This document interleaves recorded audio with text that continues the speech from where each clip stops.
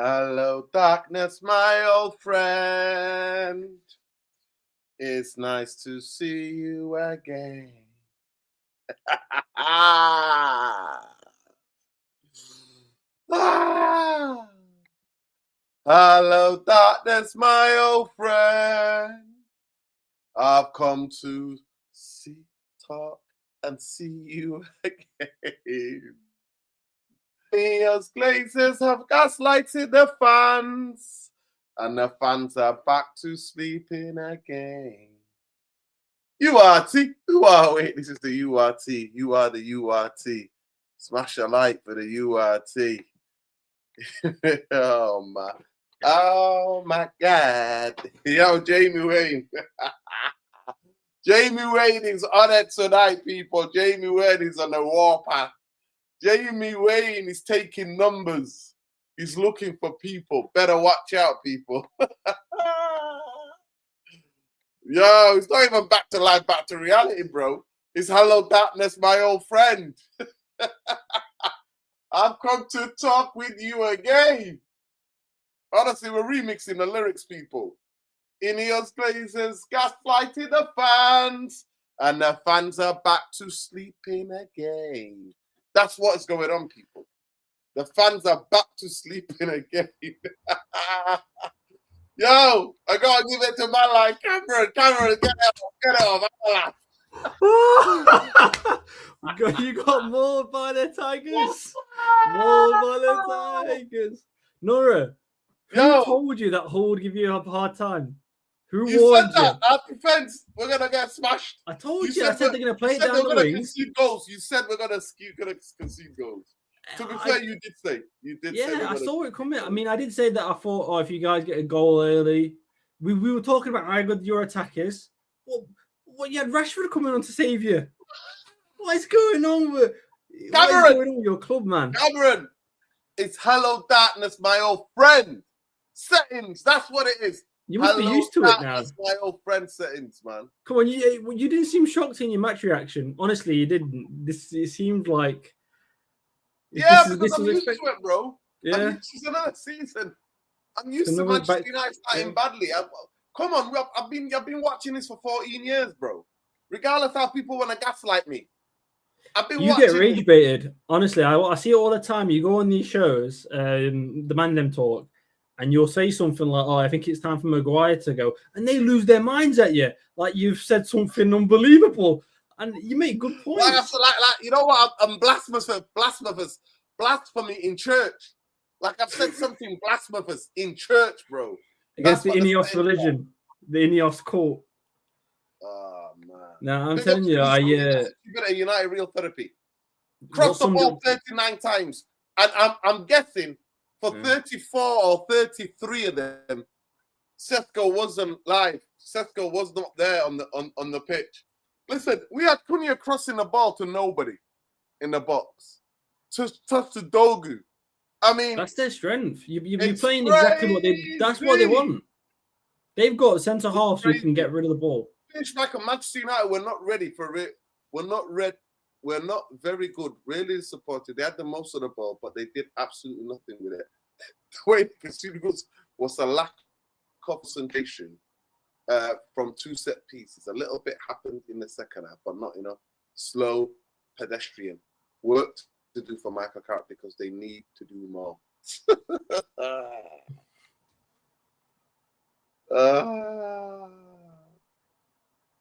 Big up, man. Yo, big up, man. Big up. Bruno was appalling. Manchester United pre-season. I saw them in the game, and they didn't look fit. They didn't look ready to play 90 minutes of intense, high pressure, high energy. And that's what we're lacking, bro. I mean, word to Shearer. Tielemans said they did more ball work. Yeah, he said they didn't do any fitness work. I know. They did ball work. They've not run. Santos didn't look fit. They looked honestly, they did not look fit, like football shape. They looked out of shape. Maguire showed that's what happens when you keep holding on to wash players. Ineos billionaires, cheap B words. Our back line is honestly only top 10, top 15 quality in the league. boy, oh boy. People, smash the like, subscribe to the channel if you're not already subscribed. Boy, oh boy, I knew Cameron was coming here, man. Cameron told us last night he's an Arsenal fan, but he's not a deluded gunner. He's not a deluded gunner. He is actually, he's a football fan, and he's actually quite measured in his analysis. But he did tell us we're going to concede. And to be fair, a lot of fans last night said, because I was like, listen, this is injury. You know, their defense has been decimated, injury-ridden, whole team. First game in the Premier League. They're gonna be like, what's going on here? They're not gonna be up for it. Manchester United are gonna go over there, do a professional job, 2-3-0 win, get out of there. 3 points in the back. Anything but that. One thing is for sure. Manchester United need a set piece coach. Oh yeah, your set piece were balling. We were conceding headers, ball in the air throughout whole of preseason. Nora, did you see Maguire marking Mazraoui? Well, Mazraoui was holding in Burmo. they were pulling each other, and the guy. Yeah, listen, Ben, take it easy, man. Take it easy, Ben. I know that. Yeah, shut, bro. Bless Ben, man. I feel sorry for him. I understand it. Ben. Big up, man. We knew the game set pieces would be a big part of their game. They played all preseason with a back four, but had 5 against us for some height for these moments. I love the commentator. Did you hear what he said about that Vallecano centre half, the one who scored, Mate? Yeah. Mendy. Sorry, yeah. You go, why can't United ever find a player like this? You know, this guy's top quality. He looked great. Yeah.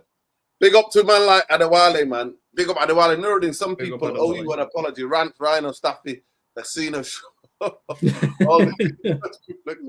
Were he shocked today? Ineos went and bought 2 slow midfielders to play with grenade launchers, Bruno and Fernandes. It's all shot. Listen, them man don't owe me nothing, man. Them man are but they do waffle, man. They really do. We just see it differently. That's all it is. Yeah, no. I don't know about the rest of them, but Rance, man. Rance says we see it differently. Listen, football. That's why the beauty of football is. He said United's midfield would boss everybody this year, man. No. There's the opinion. You know what? If you want to be honest, right? Let me just say this. Yeah. He's partly right today because we bossed it. We had 70% possession. We bossed it. But you boss it when you only have the ball. You got to boss it when you haven't got the ball. You can have 70% possession if they're giving you the ball. They gave you the ball. Hull said, here you go. I know they did. The possession's a fake stat in this game. Possession doesn't mean anything. Listen, the quicker we get to 200 likes, listen, they had the clear, defined tactics. They knew what they were doing. They got the first goal, sat back, hit us on the counter. That's what they did. But before they scored, to get the goal, they were bullying us. They were winning all the 50-50. Every duel, every second ball, all the duels, we were getting battered. So in terms of the actual ball playing, Rance is not wrong. We control the game. But it's what I always try to tell Cameron, what happened when the times in the game when we don't have the ball? That's the game. That is the modern game. No, we're not doing anything. The modern game is what you do. I knew how motivated they would be. We know the Premier League, these type of grounds are very difficult to play, and you need to match everything intensity. Yes, Bruno, but why were you matching any? I didn't see you match any. He was giving the ball away like crazy today. We had the part. Yes, that's what football is. Set pieces are a big thing. Bruno Fernandes is here. I understand the frustration. Every season starts, we want to compete, go further as we can, win in every game. We need them, the fans, on our side, like last season. Bro, I have to laugh. It's either you cry or you laugh. I keep just repeating. I've got the soundtrack for the season, bro. Hello, partners, my old friend. Back to life. Back to reality. Bro, back to life, back to reality. Yo, there ain't no reality to be back to, bro. There's no back to life. No, you guys are dreaming. Some of you guys are dreaming. To be fair, I remember what you back down. The AC Milan game, that got you ready for this. Some of it was okay. Like, we're going to get into it. No, it was not. None of it was okay, bro. I'm waiting for some of the boys to jump on. What is he on about? What was okay in that game? You got beat by Hull, predicted to be 24th in the championship last season. What is he talking about with that? No way.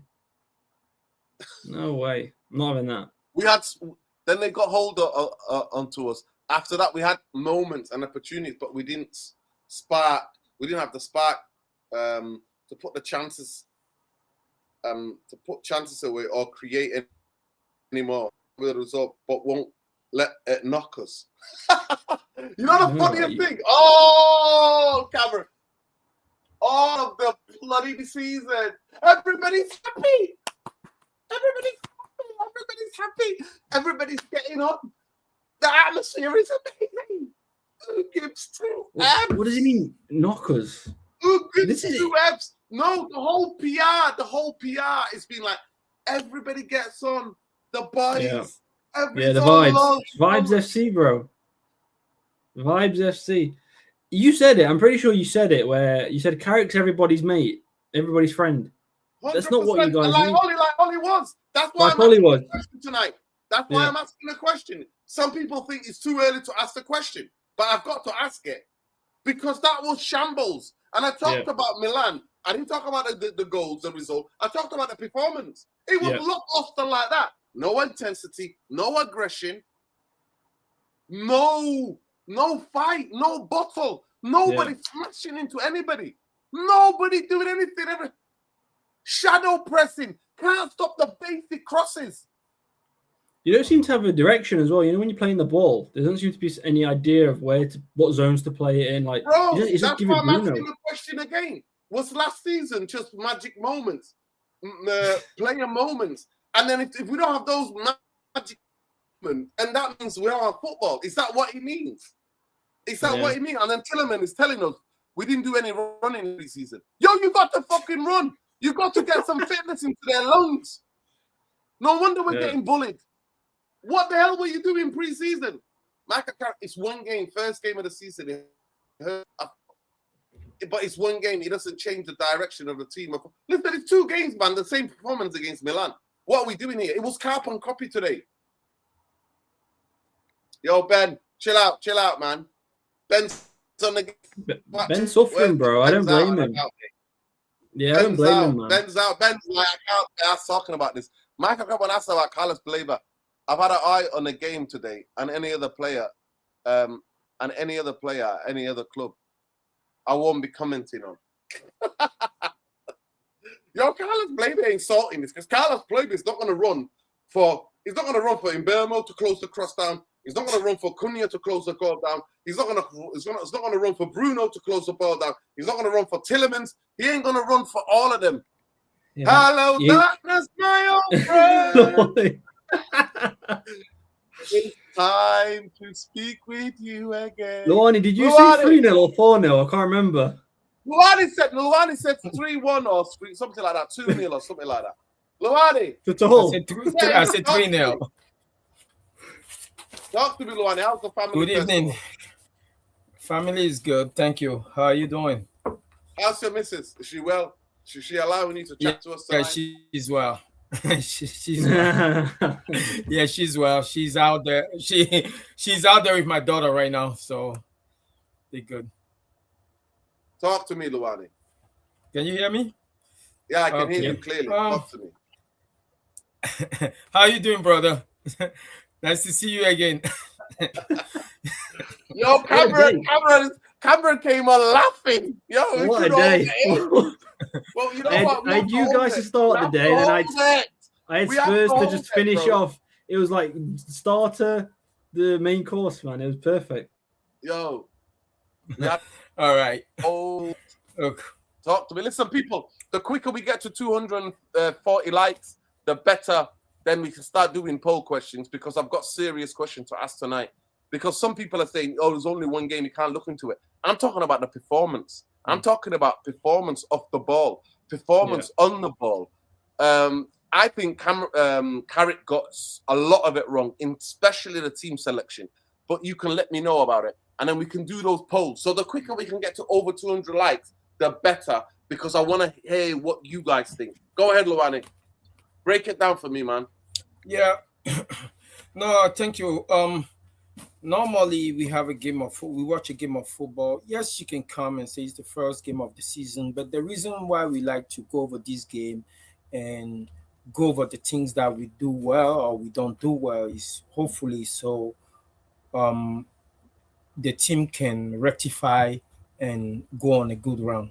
So as for today's game, I think yesterday when we did the match preview, we said that you have to earn the right to play football in the Premier League by matching the intensity of the opponent, especially the newly promoted. They're going to bring intensity. They're going to bring execution. So their execution will allow them to move their ball from back to front without relying on any individual brilliance, because they know they don't have that. And then the intensity will allow them to win their 50-50, run back in shape, and defend. And if you want to play against them, you have to match those two. You have to be able to run back and defend properly. You have to be able to move the ball back to front, make the rounds. So when I watched the game, I took down some notes, like some specific timestamp. Okay, today's game is specifically, I would say, the fault of our front four, and then the fault of the management team later. If I can elaborate, it's not like they outplay our midfield or they outplay us in general. They came, they did their thing, they execute, they put the intensity, they put a professional performance. But what did we do in response? We got the ball early, actually, in their box, in the very early phases of the game. 3 minutes in, for example, Tielemans pick up Bruno Fernandes, a ball over. Bruno did actually a great run. Tielemans pick him up over the shoulder, but he controlled the ball back into the path of the defender, Ajayi, and Ajayi was able to recover. Yes, those things will not appear on the stat sheet, but if you're an elite player, when the ball come over the top, like, why are you taking a stride toward the goal? And that ball was not hard hit by Tielemans. It was perfectly floated. And you could literally take a chest control into your stride, hit it with whatever foot you want to hit it. I don't care if you left foot, right foot, octopus, I don't care. But he controlled the ball back into the path of the defender that made a recovery. That's the very first clear opportunity that we got. And the second one came at 12:21, minute 12:21. Shaw, we know Shaw is lazy. He got the ball. He's not gonna take on his fullback or run all the way to the corner flag and cross it. He put in an early cross. I think he was targeting Bruno, but he overshot Bruno. And the whole defenders, they got confused a little bit. That ball ended up with Mbomo.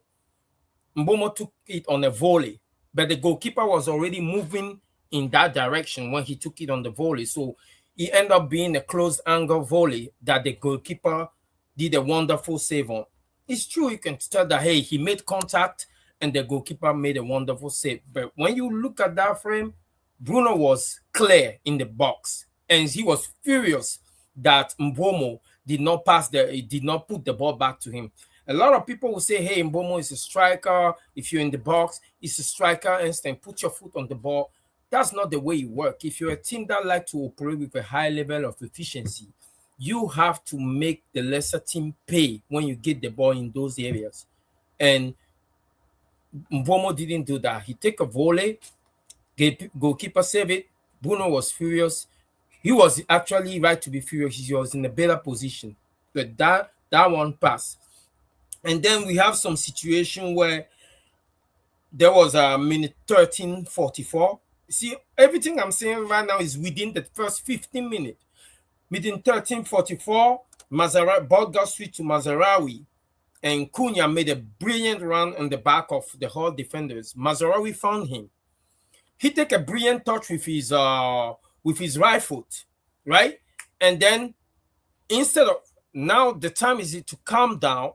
Instead of calming down and finding maybe Dogu that's better place on the other side, he decided to hit the ball with his weaker foot, off balance. He did hit the ball, but it was weak and he rolled straight down to the goalkeeper. Those are the little things, like, we don't really emphasize on it, but you put those three opportunities together early in the game, you put one of them away, It's a different game. See how Arsenal started against City last time when Luis Maskele received the ball, come under pressure. He let the ball roll across his body first and pick up that pass. 1-0 before City even realized what was going on. And that changed the whole complexion of the game. These are things that we have those opportunities. We have the opportunity today to punish these guys when they allow us to have the ball in their final third. But the front four was not clinical enough. I say it again. I think what happened is that I say our issue was not progressing the ball because we upgraded in that department in Tielemans and Santos. They didn't have any issue progressing the ball today. Our issue is that when they pass that ball forward and that ball get into that front four, Mbeumo, Bruno, Cunha, Dogu, they can't do it. No, Dean, they can't do it. These four are built for a transition situation, and transition is situational football. You cannot be a team that claim that you want to challenge for top four and try to play situational, try basing your whole thing on transition football. When push comes to shove, everything was not working well for us. The reason I actually blame our goalkeeper, our coaching staff today is that when we were throwing the system at them and they noticed that the front four was lacking execution in the final third. To compensate for that, they punished their midfielders by taking away the 2 DM that we have and bringing in Kobe Mino, dropping Bruno into a DM position to do what? We essentially went from having a system to playing Bruno ball, which is turning football into American football, like a quarterback. Just drop down and try to pick up the runs of Rashford and pick up Maguire over the top. Why? No, I've never thought that I would say this. A couple of things. I'm a big critic of Rashford, but he looks good. He looked good today when he came in. He proved that Dogu is not actually a winger. Of what I've been saying, Dogu is not a winger. Rashford cannot do the intricate play, but he can take his foot back on and cause havoc. At least if you can't do that, at least come in the inside and try to participate in the midfield task. Dogu is not that. He can't do neither. He ran in a straight line and he put his foot on the ball. That's all he has. He's not a winger. Let's stop this gimmick. So overall, Hall didn't do anything special. They bring in the hit and they execute.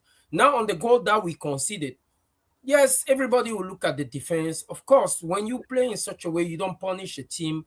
You leave yourself for certain lack of concentration. The first goal we conceded, you can see Luke Shaw was marking the defender when he got dragged all the way to the near post from the far post to the near post. He have his hand in the back of the defender already. He could easily attack that ball.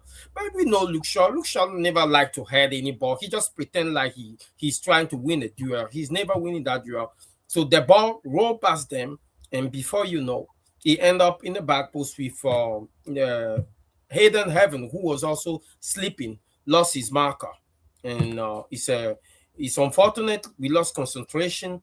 And we concede a goal. Those will always happen on set piece especially when the other team won more.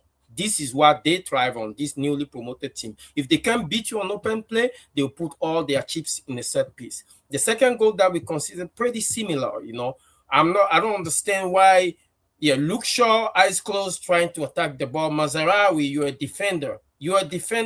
And you're trying to do like a taekwondo kick. Like what? You don't have a head? Like, I don't get it. They always preach. Well, they will always preach to us, hey, as a defender, you got to use your head first. You got to go with your head. I don't know what he's trying to do there. Freeze frame, 2-0 up. I'm telling you, their third goal was in. When that ball, I don't remember exactly what minute was it. Bruno, I think it was minute 55, 54. Bruno lost the ball to Bulomi on the left flank. I don't know exactly what he was trying to do there. We already committed a lot of men up the pitch at that point. He lost the ball, doing whatever. Bulomi cut back inside, put the ball over the top. Luke Shaw was already gone. No man's land. I'm telling you, if it was not for Selling Lemon that came out of his box, almost as a left back, cleared that ball. Yeah. That's a 3-0 game, set, and match. So we need to fix certain things. Yeah, listen, it's what it is. Listen, at the end of the day, I'm not having any slander against my brothers and Amanda. First of all, we just see. I didn't slander, by the way. Football, we just see football differently. It is what it is. I was just making a point on what you said. There's no. No, not you. I'm not talking about you. I'm talking about. Right.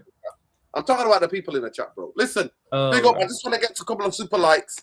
Blank was in early. Blank says Bruno FC Pagans. He's so wasteful for the ball. He gives the ball away so much, man. Favoritism FC back at aim. Kids, Cersei, goodbye. Yeah, Cersei's definitely leaving. Talent Scout Nuruddin with 10-10 on rec on Sangara. Listen. You said all summer you were saying his name. The world hunger to get a game. Yeah, 100%. Big up Blank here. It says Captain Bruno, Gaslight, Stamp Padder, Shadow Presser. Yo, we've got lyrics. Warnie, what did you think to Bruno's? We still not got 200 likes. We still got no one. Listen, every United fan is disappointed, man. So people, this ain't every football content creator. We see it differently. That's the beauty of football. Everybody sees it differently. There are things I see, things that you see. That's how it is. There's over 300 of you in here. We haven't even got 250 likes. So let's get to over 200 likes at least. And then I start running a poll. Cameron, you're not somebody who supports United. But from looking in, can you see the similar things with what was going on with Ole Gunnar Solskjaer? It's the same people, man, letting him down. It's the same people. It's Maguire, Shaw, it's Bruno. And it's trying to have these guys in the team. It's just, when is it? Which manager is going to come in and finally learn that you can't shoehorn these guys into a system? They're just not fit for purpose for a functioning team. I'm sure there's some squad out there Bruno could contribute in, but I was going to ask you, Luani, what did you think of Bruno's feint where instead of taking the ball on and moving possession, he feints it to try and get on the end of it? Because he has that. Oh, I was going to talk about. I forgot that one. The dummy. The dummy, yeah. You embarrassing. Embarrassing. That's embarrassing. They're like, oh, Bruno, embarrassing. Why is he dummy? Why is he dummying the ball over there? What's wrong with Bruno? What's wrong with you? Because if you don't know how Bruno plays, you'll be like, what's wrong with Bruno? What's wrong with you? Because look, we actually have somebody that knew how to dummy the ball. We thought Bruno was better. Shout out to Donny van der Beek. I don't know where he is right now, but I remember a nice dummy that he did actually result in a goal from there. But those are like intricate part of play that we can decide to either accentuate on whatever. But in general, I think that today we lost the game, not even because of our defense, because we have the ball enough in the very first minute of the game to punish them. We didn't do that. So today, I think our defeat was due to the lack of good decision in the final third. We got the ball there, but the people that we have at the end of those ball were not making the right decision. Cunha was not making the right decision. Dogu was not making the right decision.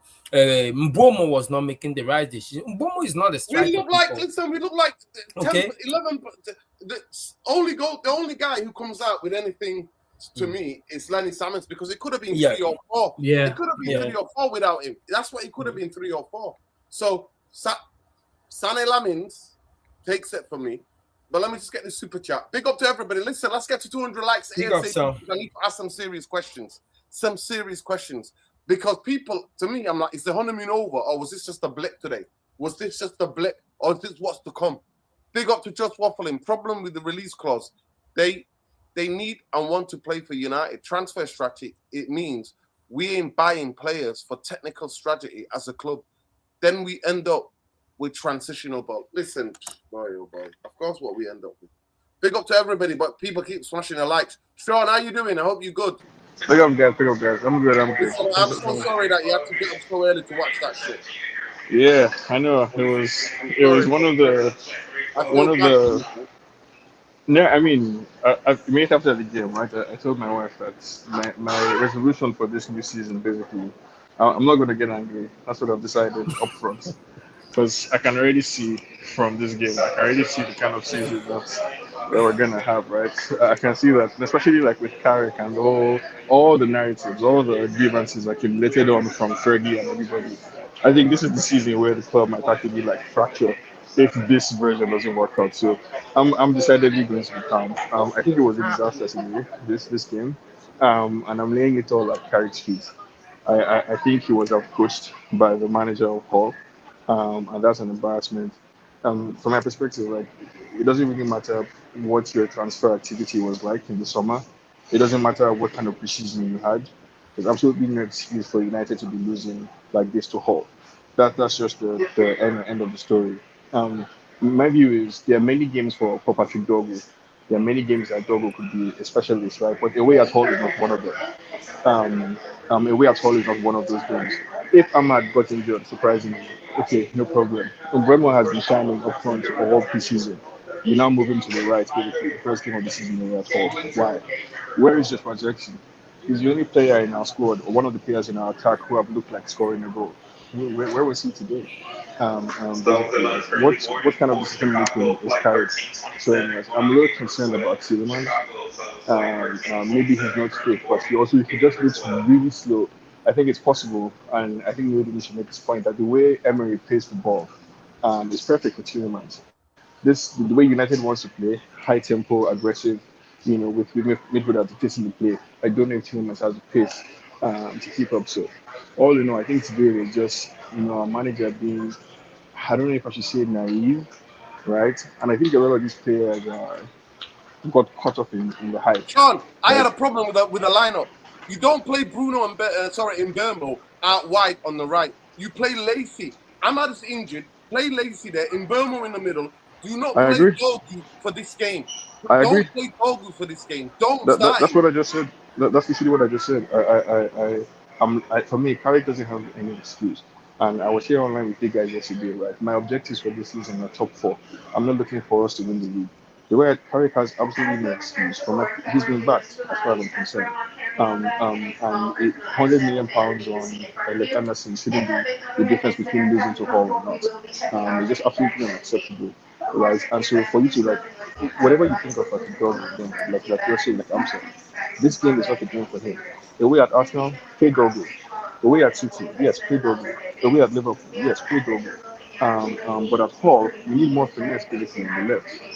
It should have been Mbemo and Xerxes in the 9 and number 10 positions today, because Xerxes is a lot fitter than Bruno has been, and Bruno should have come from the bench. But I think if Carrick doesn't get his shit together, right? Because I think this run that we had, I looked at our fixture list initially as being favorable. Now thinking about it, right? Ipswich, Everton, Man City, we could be in a position where by game 10, it's Carrick in or out. We're asking ourselves, right? Because like the season could easily and quickly spiral out of control. My week is ruined effectively when it comes to football because I can't watch highlights. I can't watch match of the day. I can't watch anything basically because it's annoying. And because it's United, Yeah, yeah. there's going to be scrutiny basically like we've never seen before. So I mean, for me, it's all on Carrick. It's all on Carrick. Yeah, I mean, I listen. think. At the end of the Yeah. day, I slightly disagree. It's on the club. It's on the club. It's not just on Carrick because Carrick didn't employ himself.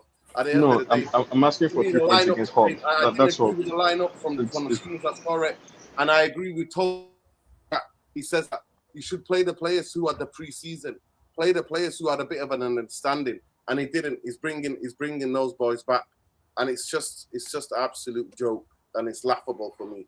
But big up to you. Um, I'll give you my 2 pence how I saw the game. Um, I'll just say Hull were better for us in that first half physically. They beat us in the duels. When you have no intensity, no aggression, no physicality, I don't know how you expect to win a game. Those three things are the basic things. The fight, the one on one. They took 65% of the aerial duels they won. Honestly, last time when I looked up the stat, and I think the ground duels were like 60 or 59 or something like that, the ground duels in that first half. McBride bullied our defense. Santos is ineffective. McBride sat on him. The wing backs had all of the space. And United could not stop the crosses from coming in. It's laughable. It's like comedy gold. Basically, the guy who scores the goal, I think his name's Ndai or whatever his name is, the guy who scored the goal for Hull. Maguire's got him. Basically, Maguire's got, if you see it again, Maguire's got hand around him, and then he's got the other hand.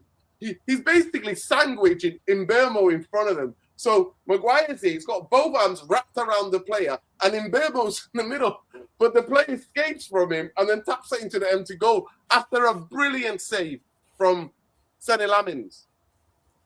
And I'm just saying, Njayi smashed in the rebound. It is absolutely crazy. Now, don't get it twisted. Slater guy put in some amazing set piece. He's a set piece guy. He put on some amazing in-swingers, both of the goals, right? But I'm sorry. It was both goals, to me, exposed Manchester United's set piece vulnerability, which has been evident in the preseason. Go and get a set piece coach right now. Go and get a set piece coach. And stop telling me about Johnny Evans. Johnny Evans just retired yesterday. He has no clue. What qualification has he got to coach set pieces? We lacked aggression off the ball. Soft balls. We lost too many soft balls. We had one save in the first half that the goalkeeper made.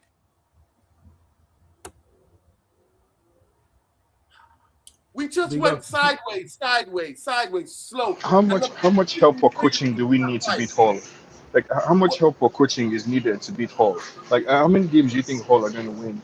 Right? How do you think it's going to go Hull against Liverpool, or Hull against Chelsea, or Hull against Man City, or Hull against any of the teams that basically we think we're competing against? I mean, let's wake up and smell the roses, basically. Our manager shot the bed today. They play 5 at the back. A coach will tell you, or coaches will tell you, move the effing ball quickly. Because they played, the 2 wing backs went back and made it a 5 at the back. And we're still moving the ball slowly again, slowly ponderous. When I was moaning again about this against West Ham last season, everybody was telling me, you're just being negative. I'm like, Manchester United need to move the ball. I talked about it. I broke it down. How do you unsettle a back 5? How do you do that when you got back when you're playing against 5-1-4? How do you do that? You know what you do? You basically shift the ball quickly. But what did we do in that first half? We crossed the ball and we've got nobody who can get header on the ball. And guess who ended up with our chances in the first half? Dogu. Dogu was the guy who was getting the openings and the chances that we had in that first half. He's not a goal scorer. He's not a effing goal scorer. He's a great scorer of spectacular goals, but he's not a goal scorer. The fact that he put Mbeumo out wide and the guy who's been scoring goals in the preseason out wide, away from the goal, is laughable to me. Lacey starts, Mbeumo middle, Dogu on the bench. It's simple as that. Second half, we dilly-dallied. Dilly-dally FC. And what did we create? We created one more chance again when Cunha got the ball on the counter and played Mbeumo. He was on his right-hand side, other than checking back on his left foot. He shot with his right and the keeper saved it. That's the story of the effing game, people. That's the story of the game. That's what we got dealt with. We got outplayed. We got outmatched. That's what happened to us. That's the facts. That is the facts. And what's worrying for me, that interview that you had with Tillemans, I think with Rio Ferdinand, he said we didn't do any running in the preseason. We just did ball work. Ball work. Ball work. You need the combination. You need to be able to run. You have to match teams who are less quality than you. You have to match them physicality. You Who says that? Running, closing down. Who says that? And earn the right for your top players to come showcase their technical abilities. It's laughable. People, there's over 500 of you here. We've not even got 300 likes. Right now, it's 300 likes. Let's get to 300 likes because I'm going to ask you a couple of questions. Jarvis, how you doing? You watched the game. Talk to me. How embarrassing was that? Hello, darkness, my old friend. It's nice to talk with you again. Ineos glaciers have gaslighted the fans. Fans are sleeping again. I mean, surely it's too early to be singing songs, right? I mean, it's a sad day, but That it's is a sad the day, but soundtrack. Hello, darkness, my old friend. You were telling me yesterday otherwise. Go ahead, Jarvis. Give me your 2. Yeah. Welcome to the show, guys, and I hope you're well. Uganda are a disgrace. F Uganda. F the Ugandan government. I'll talk to you about it another time. Go ahead, Luwani. Oh, no, Jarvis. Not Luwani, sorry, Jarvis. I know it's a confusing evening after we lost that game, and I'm a little bit in disbelief, after losing 2-0. I said so. I said on this show, let's say 2, 3, 4 days ago, that we always struggle against these lesser teams, and we mentioned the Wolves games yesterday, the West Ham games, the Burnley games, all of these games that we struggled, and especially Carrick, against low blocks. And we talked about this so many times, and it looks like we're out of ideas when it comes to low blocks. We don't have the quality. I've been asking for that quality. Now we brought in a couple of new players. So Tillemans today, he's atrocious. Fucking weak, reminds me of Ericsson defensively. I said it, I've feared it, and again I felt that my worst fears is right. I think Tillemans is not up to speed. As he can't play in any other role than the 10, because he's way too weak to play in the 6 or the 8. Defensively, he doesn't know how to read the game. Sorry, Jarvis. People were telling me we've got the bargain of the season. Yeah. Because we have heard the name Tillemans so many times, we think he's a good player, but he's not as a number 6 and a number 8. Not in this character. He's a good player, though, right? He might not be a good player for us. He might not be the player for us, but he's a good player. And Carrick has Bruno is also a good player, but he couldn't play in the 8 under Amorim. That's the thing. And we can't. We are always. This is Man United. It's so frustrating because it's always the square pegs, round holes, and trying to force players into position that's not there. And this is Man United, and disappoints me that much. This is. Jarvis. By the way, guys, I just want to say I'm not scapegoating Tillemans. He had played one competitive game for Man United, so give me some leeway when I say this, because I think it's on Carrick. It's not on Tillemans. It's on Carrick playing him in the wrong position. Maybe he was forced to do this because of Kobe Mainoo is not match fit. We know Mason Mount is injured. It's not easy. We don't have many options. So this could be the reason. But again, I think, yes, you could see it right away in that first half. Tillemans was struggling, and that the free kick he gave away on that 2-0 goal. It's unforgivable. Why did he drop back into his own box? Dive in. Why? Yeah, but why did he go that deep? And then he jumped out. There were 2 guys on the fullback, and Tillemans is covering for 2 guys. Why the hell is he covering for 2 guys and not being up there with who was it? I think it was Anthony. In the midfield, but he's positionally weak, he's physically weak, and he can't dribble. For me, that's not Magnum, but for me that's a big problem, because if you can't dribble and you're physically weak, and because he's not a Vitinha or a Pirlo or a player like that. He's not elegant on the ball. He can't, and he relies on passing the ball. And when you have a weak player who relies on passing, you need runners around you. So if you're in your spine, you put Tillemans and Bruno in the same spine centrally, then we have troubles, guys. We have troubles. We can't keep playing like this. So I hope I hope that Baleba is ready sooner than later, and I hope that Kobe Mainoo comes back in the starting 11. You need a dribbler. You need someone who's press resistive. I think the responsibility on a young Santos is too much. I think he played a good game today, but I think we are asking a little bit too much of him at the moment. Yes.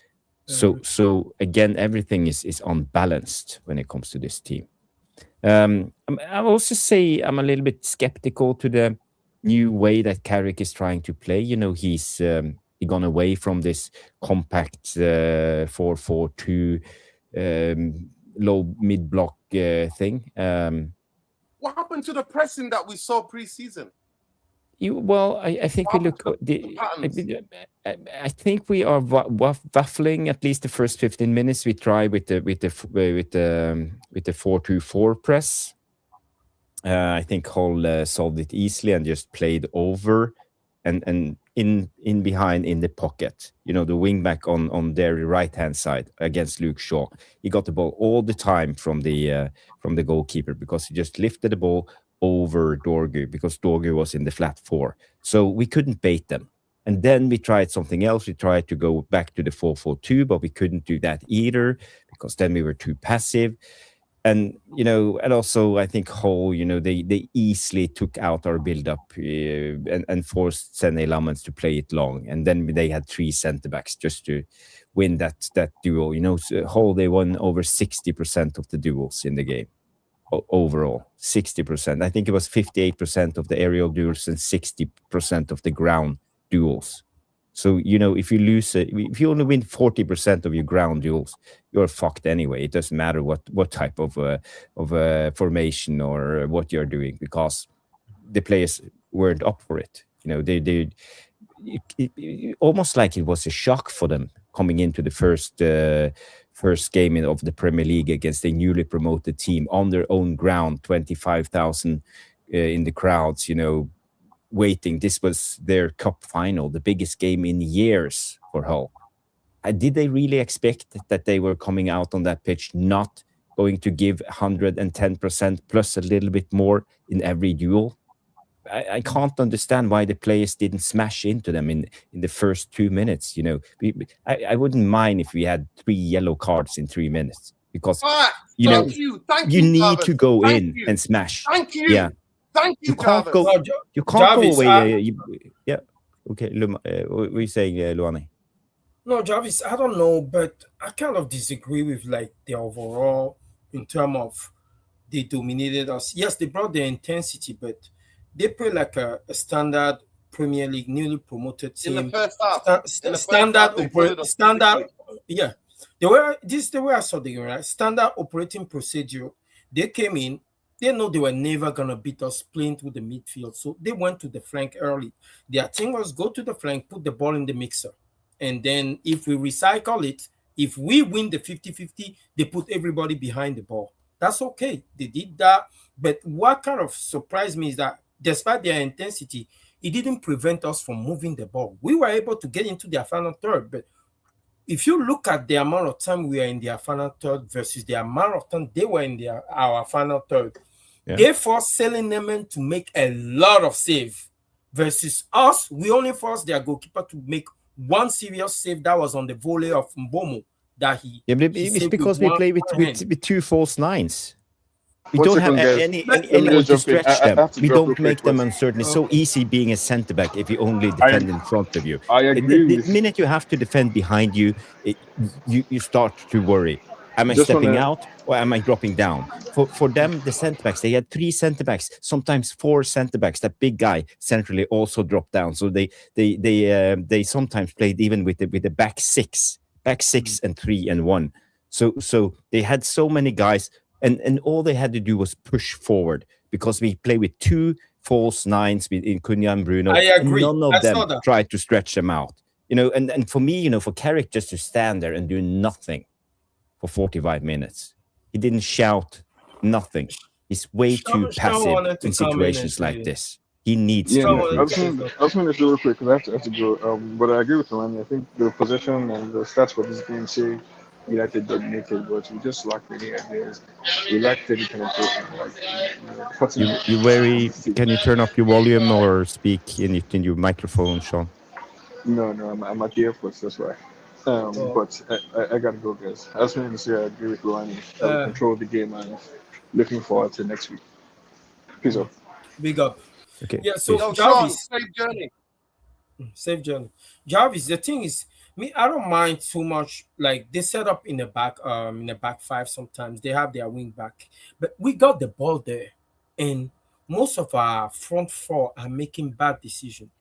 That's what I'm saying. If you have somebody like Xerxes or Shea Lacey, for example, start, maybe we'll make a better decision when the ball get there. There's so many timestamps. Like there was a point where Cunha got the ball, right? We hit them in transition. Cunha got the ball, turned around in transition, boom, right behind, ball behind the defender. He found Mbomo. He took a first touch with his right, I think, and then the goalkeeper was already closing the angle. He hit the ball. That was at the 77th minute. He hit the ball straight at the goalkeeper. Again, anybody will say, oh, yeah, good save. But a real striker hit the ball across the goalkeeper. That's a goal. Again, like we can talk about the intricacy of the play, the things that we didn't bring, the intensity, but those things become apparent when we are not clinical. Those things become apparent when we are not deadly, when we have that opportunity. You can be having a bad game, but when you have that opportunity, you have to convert it. The reason why it's Carrick's fault is because when things are not Luani, exactly what you're talking about. Exactly. It's moments FC and players just being on fire. That's all he's talking about because he means nothing. The rest of it, the approach play, the way we move as a team, the synchronicity, all of that is not there. And then Tillemans is telling you we only do ball working in preseason. We're not running. I don't know what. This is the most physically challenging league in world football. Yeah. Well, I'm not raining it down on Carrick. I'm not raining it down on Carrick for the way we progress the ball. I'm more raining it down on him for his choice of personnel. The issue we have, the reason I'm not too alarmed of the score today is because the issue that I saw, I think, can be fixed by change of personnel. Or even if you don't want to change personnel, you can gather that front four, watch, show them the video session when they had the ball in a critical position in that final third where they could have made better decisions. There was an instance where Bruno was free. Cunha, instead of hitting, Mbomo, instead of hitting that volley, could easily square the ball to Bruno. That's a 1-0 potential. We need to forget about low percentage football or low percentage shots like wow. We're going to hit a shot, score the goal of the season. Look, Mbomo was even trying to attempt a bicycle kick. Like, really? Like, seriously? And think about high percentage football. High percentage football, put the ball across the goal for somebody who's in a better position to have a tapping. It's not complicated sometimes. So it's something I think Carrick can iron out. But before getting there, he had to make the most difficult decision, which is his bona fide starters, the guys that took him there last year, might not be fitted for the way he's trying to play. We can all see that. But Luani, we talk about his team selection, and it's easy to criticize now when we have the.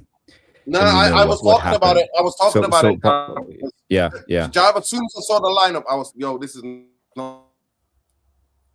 Tweet. I didn't want to be accused of being negative. I put interesting team. I put. Well, that means that I'm questioning it. But go ahead.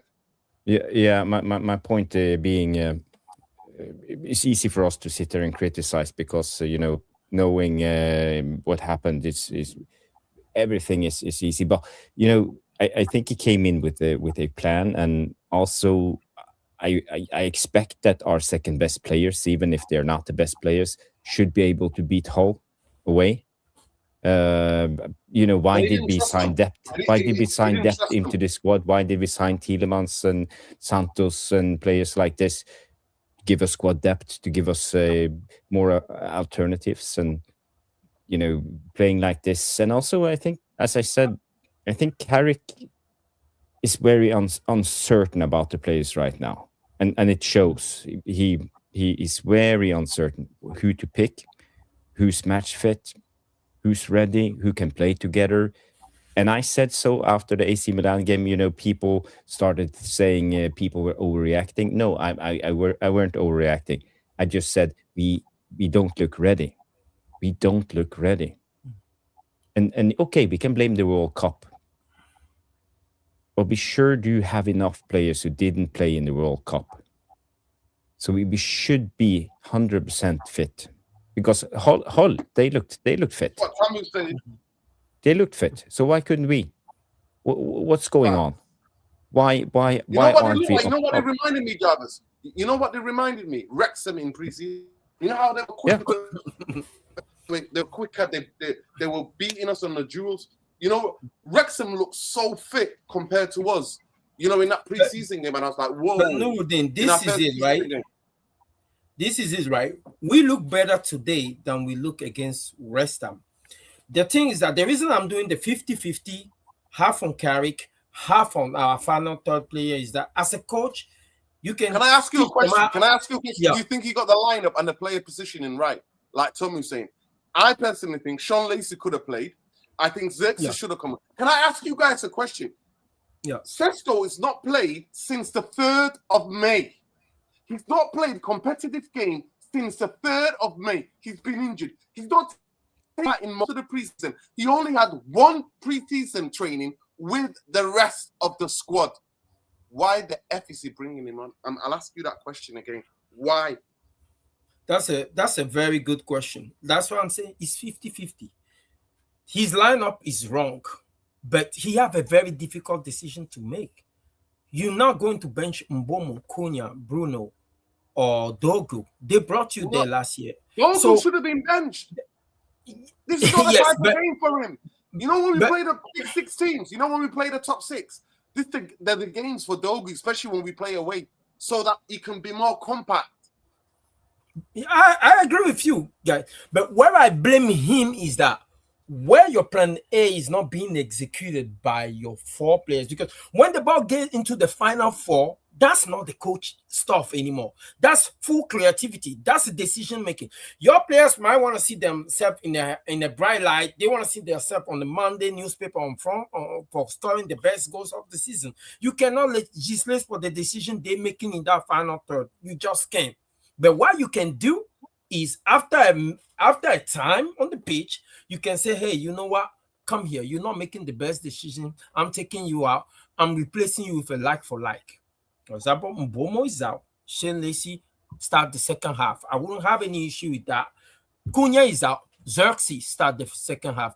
That's where I start blaming him. Instead of that, the substitution that he made, actually, I couldn't make sense of that. He took Tielemans, and Tielemans didn't have the worst of the game, by the way. He was defensively poor, but I expect that from somebody who's playing out of position, who's not fit. It's not his thing anyway. Tielemans and Santos was taken out, and then he dropped. He went back to plan B. What is our natural plan B? Drop Bruno back into the double people. We've seen this thing on the Amorim. It's bullshit football. It's bullshit football. We can't be turned into Bruno FC. If I was Carrick, I say, okay, there's no execution, fine. I'll change personnel. Either I'll change personnel up front, or I will just let them in and they will play to the end. I don't care how much we lost by, but you guys figure it out, because you guys are making the poor decision. We are getting the ball to you. You guys are making the poor decision. You own this defeat. You will own it. But instead, he makes the change. The change he makes is a panic change. He said, Bruno, go win me the game. Maguire, go win me the game. Rashford, go win me the game. I'm not going to lie. Rashford looked good, but we don't want to go back to playing this kind of football. It's transition football. And you cannot be consistent with this kind of football.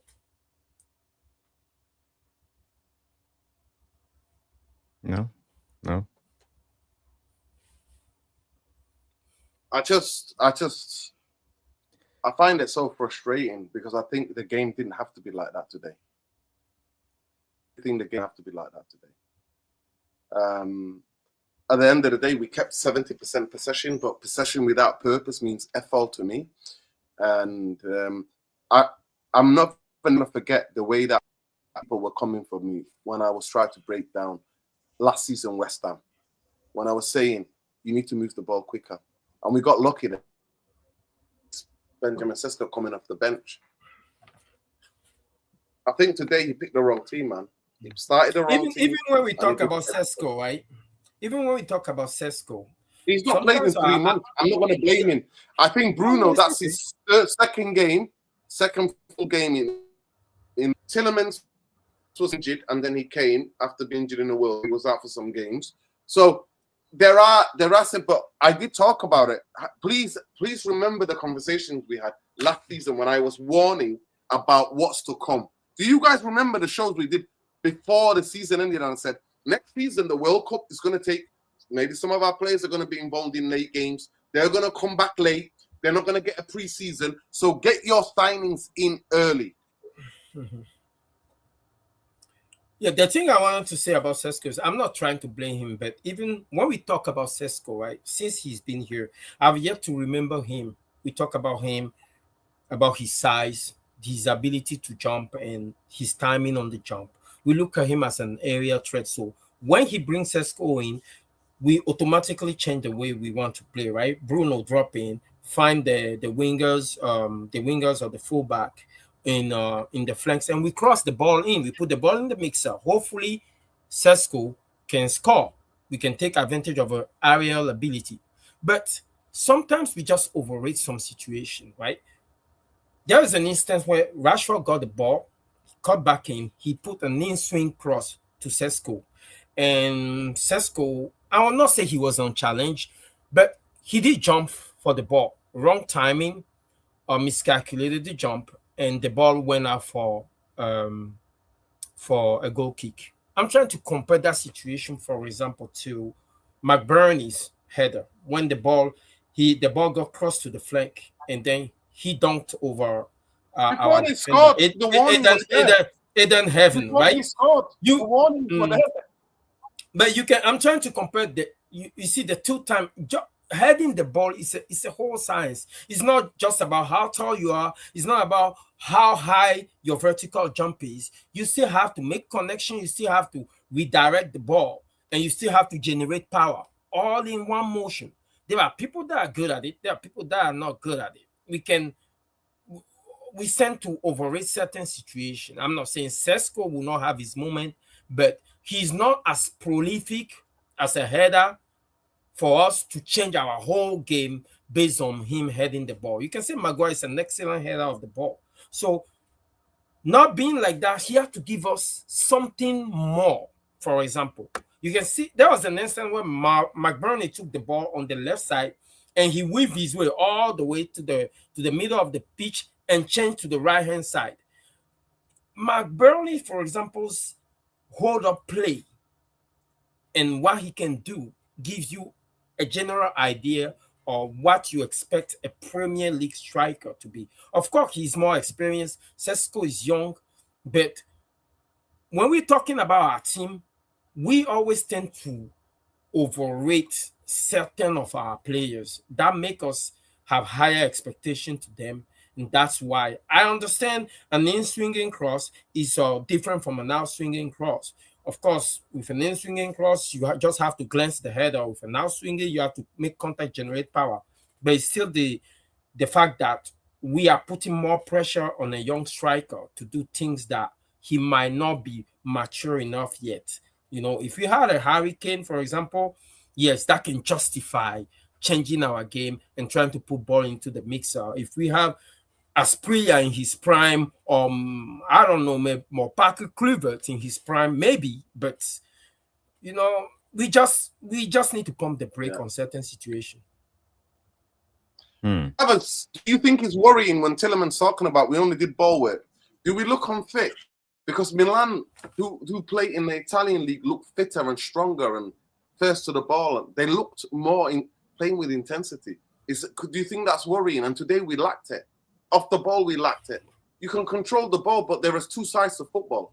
when you have the ball or you don't have the ball. Of course, when they went 1-0 up, they sat back even more. When they went 2-0 up, they were like, have the ball because we'll give you the ball because you're not going to do anything. They gave us the ball. They didn't try to they went 2-0. So is there something worrying about our intensity, and can we rediscover it? Because for me, we've lacked intensity for majority, Jarvis. Majority since Carrick's been here, other than the first 2 games.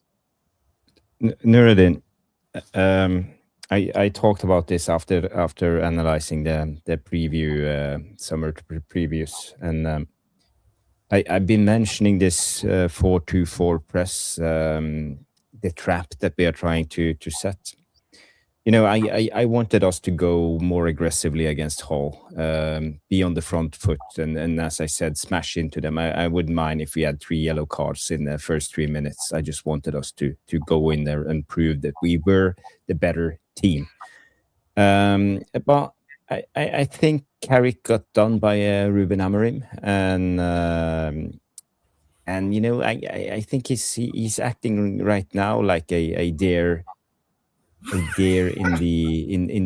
the highway, with the headlights right in his eyes. He's stunned. He can't do anything, and he doesn't see what's happening, and the impact is already happening. So let me just share this with you guys. I wanna do a little tactical segment, and I was actually thinking of doing this tomorrow, but in our press play, we know we usually press in a passive 4, like shadow. this, I call it shadow pressing. And 2 Can you get it right, 4 please, behind.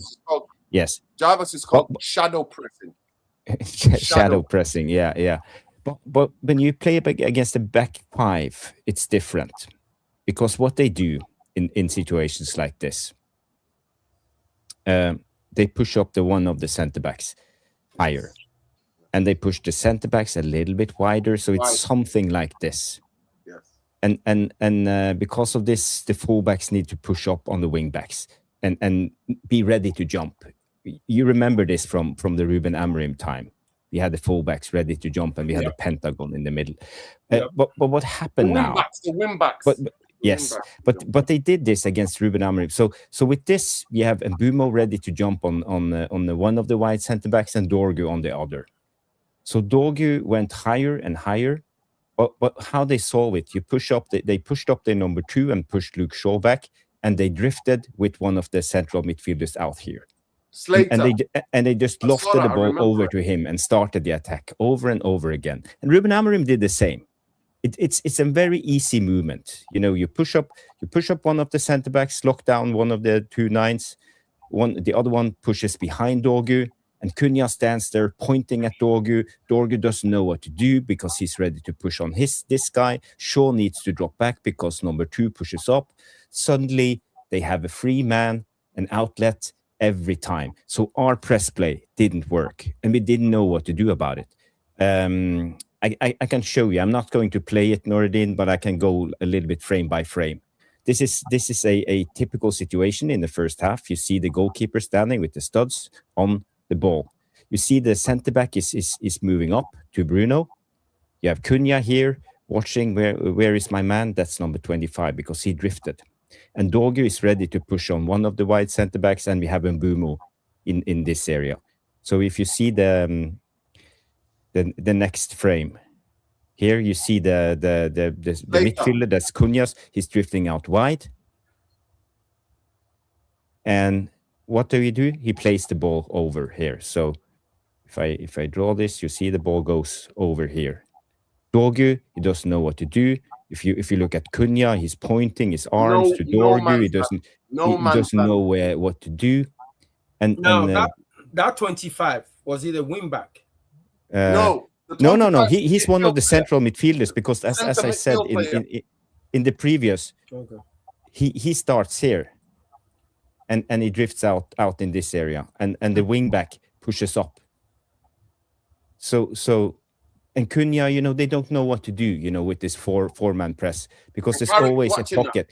There's always these pockets. Not making adjustments. Yeah, That's just why, my point. So after the game with so Milan, you see here the ball goes over to him. Cunha starts tracking back and pointing at Dorio. He's your man. What to do? You can clearly see they are confused what to do. And Ruben Amorim did the same thing. Facts. And you see here central. He plays into a Oli McBurney who drops down. And if you go a little bit here, you see the number 2, the wing back. He's pinning Luke Shaw down. So it's not rocket science. No. But it's a little bit of interchanging of positions, and suddenly our press play collapses. And this is what you do when you passively. By the way, and that's the thing I was worried about. They usually play 4, but for this game, he saw AC Milan, and he was like, 3 confuses them. 3 centre back and a 2 wing back confuses them. And you know what he said? This is what he said. Right after the game. I want to really show you guys. So this is what he said, their coach. This is what the game. Big up to Khalees from Medin Lassie. He got it from me. This is what he said. He said, Sergey said this. He said, we watched Manchester United 3 times, one's live, and we saw their problems. Then we tried to use it this today. Okay. And that's exactly what Jarvis just showed there. Exactly what Jarvis showed there. It was after the Milan game, we came here and we said, this is the issue, right? I say, I've never seen anybody press in a 4-2-4 before, high press in a 4-2-4, or mid block in a 4-2-4. The one I remember seeing is when Arsenal used it against City, but they use it in the mid block. Regardless of what scheme you have, they use it in a low block, exactly, right? So regardless of how you want to press an opposition, if the guy is playing, if the guys have a back 5, if they have their wing back behind your first line of press, it's just suicide to commit 4 people, because when that pass go over the top, the wing back, all the 4 players that you have are already out of the game. So that's what I saw against Milan, and I say he should literally just ditch that and go back to the 4-4-2 mid block. And that 4-4-2 mid block is, if you're playing against wing back, drop your players behind the mid back, the wing back. That's it. I mean, I don't know, because Jarvis, I'll be honest with you. I think that I saw a lot of things in this game today that I liked. In terms of the way we progress in the ball is moving faster. I just don't think that the build-off as a matter of intensity. I think our execution costs us. This is a game on a regular day where we'll probably end up with a 3-2 or a 4-2 score. We win that game because on the balance of opportunity created, we should at least be 2 goals or 1 goal up in the first 15 minutes. And then you have a different complexion to the game. We look good in the second half because at that point they were 2-0 up, and they say, hey, you know what? We're going to defend the 2-0, and then we just let them have the ball. That's why I think that this problem is not personnel related on our build-up phase, because Baleba is not going to solve this problem, and Kobe Mino, even if you combine him with Baleba, is not going to solve this problem, because both Tielemans and Santos are better ball progressors than Kobe Mino and Baleba. Kobe Mino is more of a tempo guy. And today, the battle was not in the midfield today. The battle was on the flank. They took the battle to the flank. And regardless of if you have leg or not, if the people on the flanks for the opposition are getting the ball, you always on the back foot. You always have to run. By the time you get there, they're not even. You see, the most of the crosses that they put in today came from our right-hand side. That's their left flank. And they were putting in early crosses. They were not beating our defenders. That means that they were in space. And the ball coming, they put in that early crosses because, obviously, they trust the aerial ability of McBurney. Well, they do, and also I want to say I saw someone in the chat mentioning they played with the back 6, and they did actually. They played with the back 6 a lot of the time, But it's the way they played it because they were willing to track back. So I can show you this picture from the game. It's very telling. If you move in, if you count, you see 1, you see 2, you see 3, you see 4, you see 5, and you see 6 guys. So and also in the central of the pitch, you see they play with 3 and Ollie McBurney really deep. So it was almost like a 6-3-1 at times. Where's the space in that? Yeah, my only question. But my point is, they yielded space in 2 areas all the time on the pitch, and you know, they always had +1. They always had +1, Jarvis. They gave away this area here, and they gave away this area here because the central areas is where the goal is, Jarvis.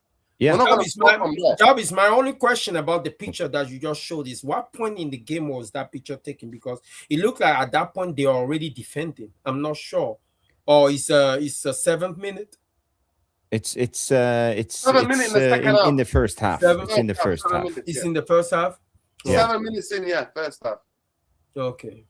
Yeah, but if you look at the tactical board again, I don't want to do too much, but you know what they did when they were defending, because you know people criticize, for example, Masraoui, but they always tracked back with our attacking fullback on that side and blocked it, and they gave space to Luke Shaw. Maybe they figured out Luke Shaw can't cross or whatever, you know. He's not mobile enough, so. You know, they gave Luke Shaw that. I don't know if teams do this. FA Cup final against Manchester City, we did it to Guardiol. You know, on the left hand side, for example, as teams. Sometimes you open up and you let the weakest player on the team get the ball. So I think they let Luke Shaw have the ball a lot of the time, but it was very tough to break them down. But also, because of this, they depend. They depend. but they depend on us not switching the ball in play, because we don't switch the ball. We don't switch the ball. We have players like Bruno and Tielemans on the pitch. Tielemans, he can't fucking switch the ball. And for me, you know, I'm not happy with Tielemans' performance. I think he needs to up it. He needs to up it and show me more, because right now he's a calamity. Right now he's a calamity. But it's one game, so I'm not scapegoating. It's one game, but the one game tells a lot. That the fact that AC Milan damaged us so well that a coach used that tactic against us and did exactly the same thing and worked on his team for that. And by the way, Carrick needs to go back to the drawing board and figure out a different plan, because now every team will do this against us. That's my biggest worry. We are figured out on game week 1. Don't you think that's in the ball, for example? I genuinely wanted to ask this question, and I don't ask this question because I'm panicking, but the patterns are there clearly. Do you think the honeymoon is over, or do you think it was just a one-game blip? I think the honeymoon is over in the sense of now he's gonna have to make the difficult decision. But if he makes the right decision, we can fix this really quick, because this is easy fix. This is not a problem that have to do with his tactic. This is just a personnel adjustment, but it's a difficult decision to make. That's the thing. I'm not saying to make a wholesale change to the front four. Just incorporate a couple of players to give it a different look. That's all. Yeah. Yo, people, were 30 likes away from 300. Big up to everybody that's been here. The question I wanted to ask a question to Jarvis. Do you think the switch of play is something that the players have to take on themselves, or something that's to be incorporated? It's a pattern that's worked on training, Luwani. I'll answer that for you. Let me break it down for you. Okay. The switch of play. What the switch of play does is isolates one of your wingers or your fullback with just one defender. By that time, you expect your fullback or your inverted wingback to be able to beat that guy, to isolate that guy. And then you overload on the other side. And in that time, you get runners. What destabilizes a settled back 3 or a settled back 4 or a settled back 5. When you move the ball quickly, it destabilizes when you've got runners into the box, because the ball is switched quickly, then the ball is in before it's too late. The ball is at the back of the net. We saw it today, quick 1-2, Brentford against Spurs. Sangara, 1-2, saw the space behind the guy, the Spurs midfielder, saw the space clearly, played a quick 1-2, boom, he was gone there. By the time you've turned a defender, the defenders are all running to the 6 yard, the 6 yard area between the goalkeeper. They're already going there to try to stop the ball. Because they're back, bang, goal. That's a set worked goal. That is a set worked goal. We didn't do that. The most worrying aspect of the game, and this is where I'm going to ask both of you, is that we did not create anything with all that possession in the second half. We did not. Nobody's shooting from outside. Nobody was having shots. We had all of this space, and instead we're trying to do tiki-taka. You're not good enough to fucking do tiki-taka. Maguire had a shot. No, we're not good. As long as Kobe Mainu is not on the pitch, we can't do it.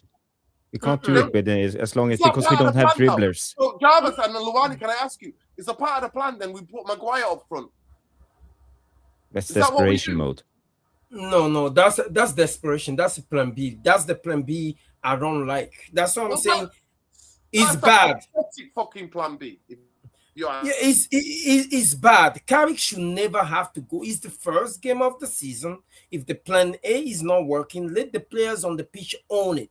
If you don't want to change them, let them own it until the end of the game, and then show them the tape of where they make the mistake.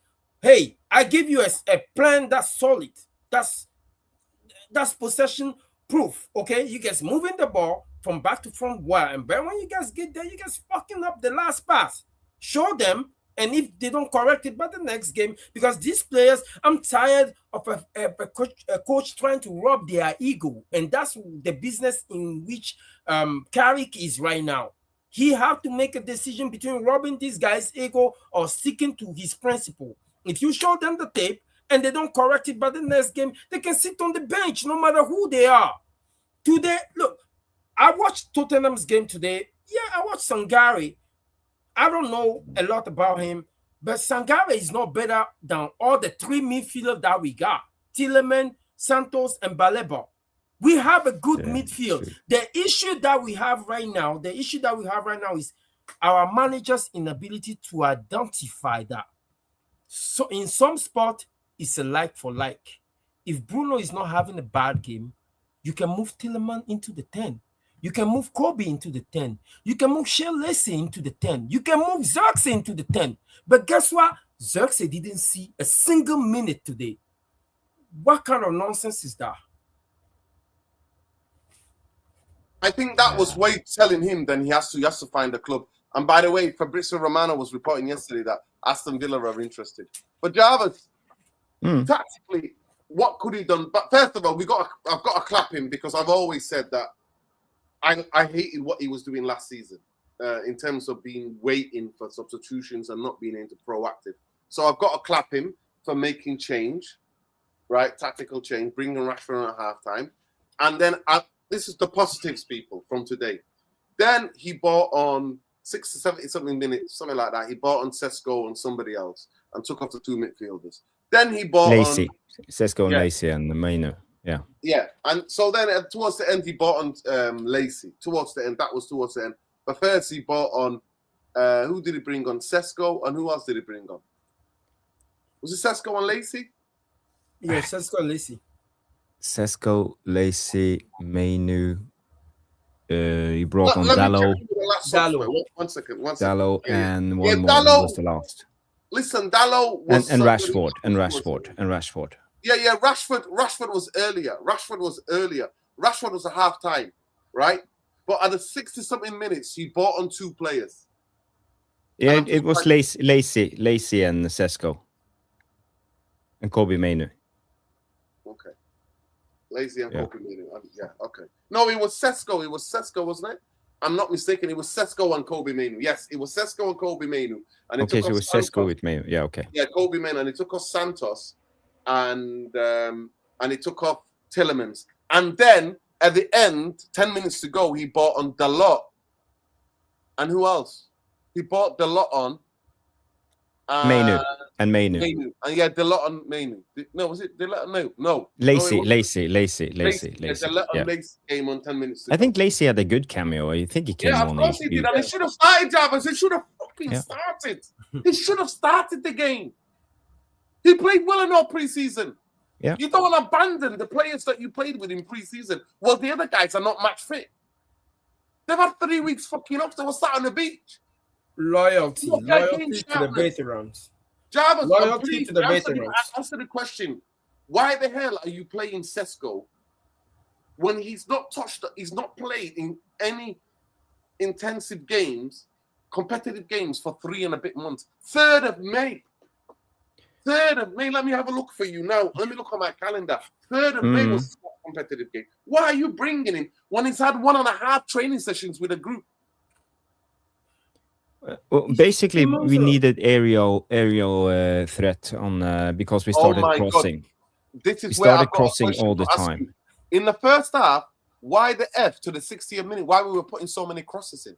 Yeah, we put way too many crosses. But as I said, they yielded. Did it remind you of David Moyes? Did it remind you of David Moyes? It was David Moyes. I showed you where we yielded space, where we gave them space. You know, it was okay for Hull because and we crossed those deep crosses from Rashford, from Mbumo. But it's easy pickings for the guys in the central, the defenders.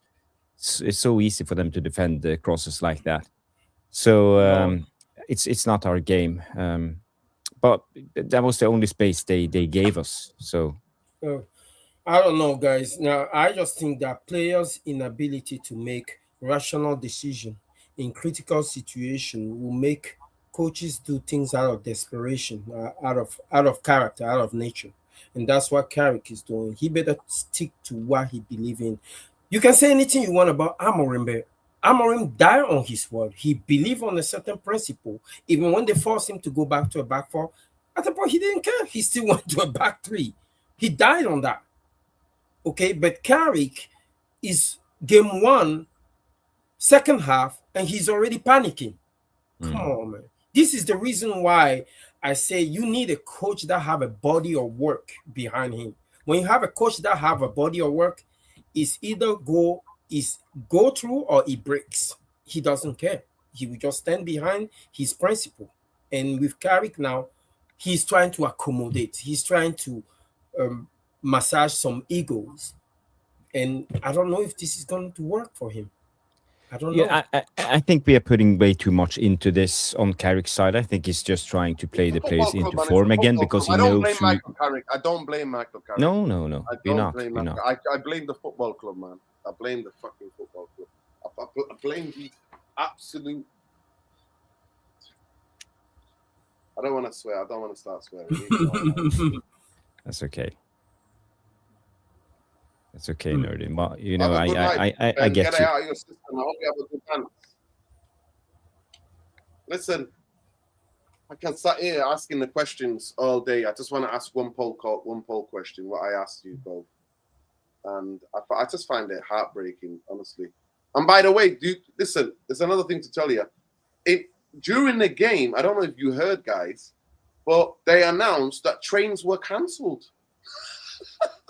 Manchester United fans are trapped. Some of them are trapped tonight at fucking Hull because the trains were cancelled. Why?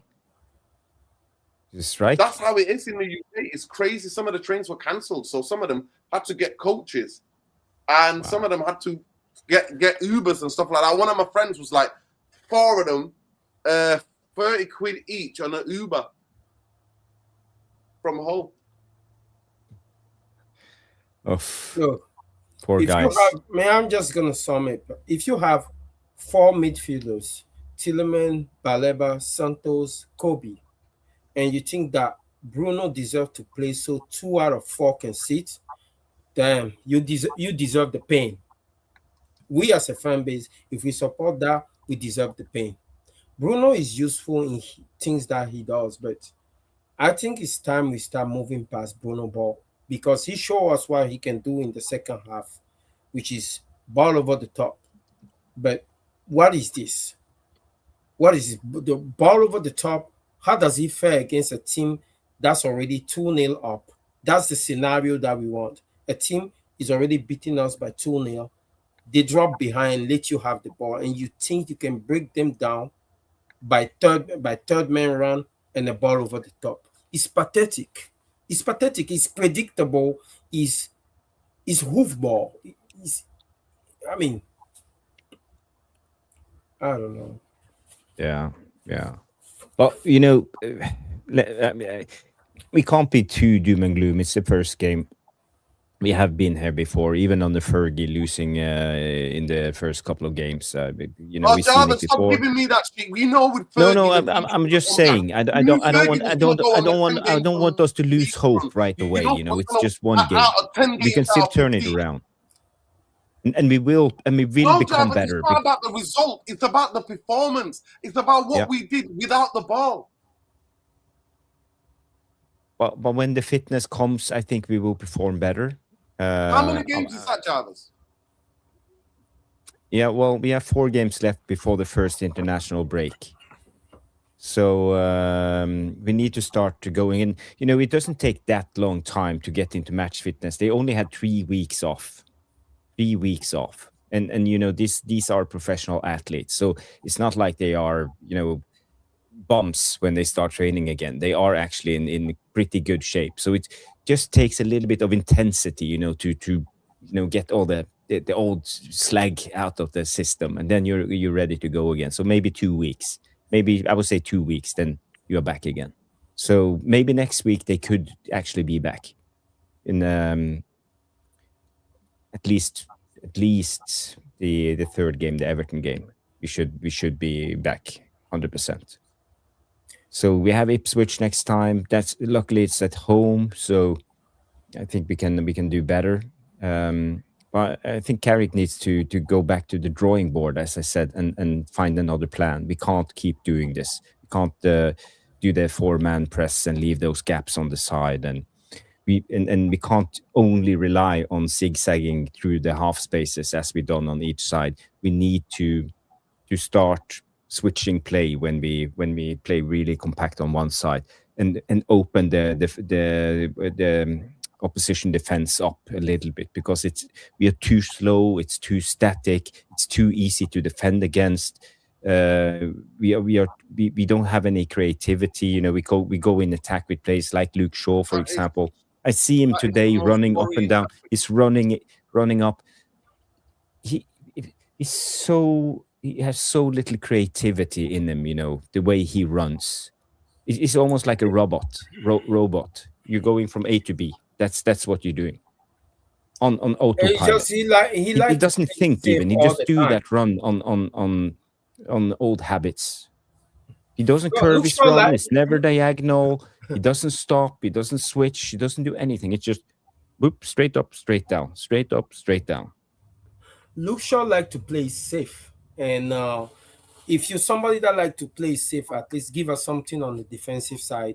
But because he doesn't give us anything on the defensive side, it's glaring. That's why I'm saying, look, Dogu is not a wing back. Bring him back. He have the ability to go up and down more energetically than Luke Shaw. Yes, he has some defensive.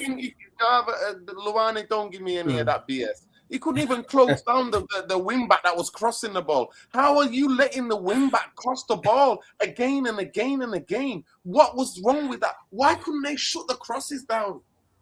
That's about intensity and aggression. What Jarvis said before, smashing into somebody, getting 3 people on a yellow card. Do something like Roy Keane said. I don't know. I don't know. I think most of the things that happened behind Dogu. But the things that happened in front of him, he was not good at it. If you come back into the midfield, you want to run in space, you get the ball in the final third, make better use of it.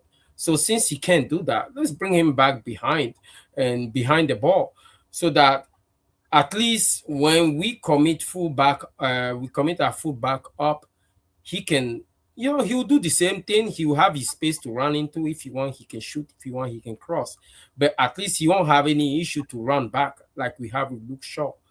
The whole thing about this game is that we're not just trying to be negative, but easy adjustment need to be made. The decision will be a bit more difficult for Carrick, but if he does make those adjustments, we will be fine.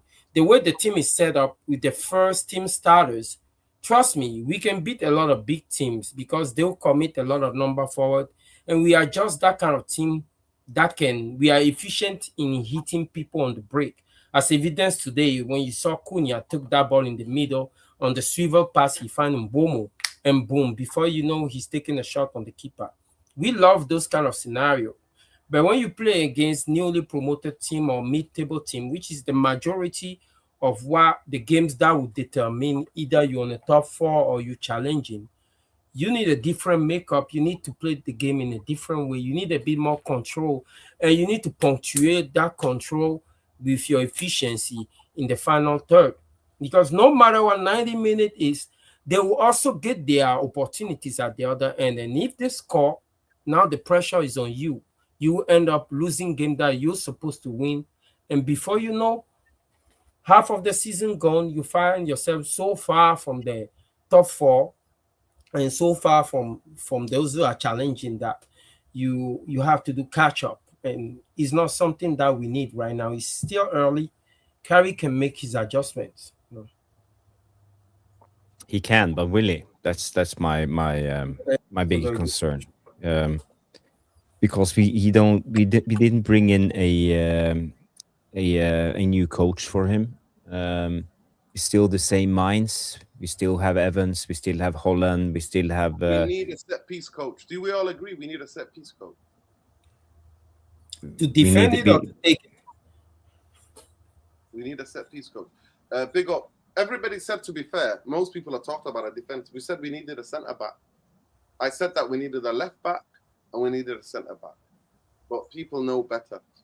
Big up to Keani says here, if Carrick continues starting Bruno, Maguire, Cunha in a 9, he'll ruin his career and get fired. We have better players. Yeah. Big up. Appreciate your super chat. Big up to you. Big up to everybody who super chatted, man. Where do we go from here, guys? Where do we go? I've just asked a question to the fans. I know that everybody's emotional, but I've asked a question. I said, what was it today, people? Honeymoon is over. Today was just a blip. And at this moment in time, overwhelmingly, 84% of people have said, honeymoon's over. Are we allowed to ask? Is this are we seeing what we see with Oli? Are we allowed to ask this question, even though after the first? Because for me, I'm not using this game as isolation. I'm looking at the AC Milan game. For me, the performance, I'm not asked about the goals we conceded.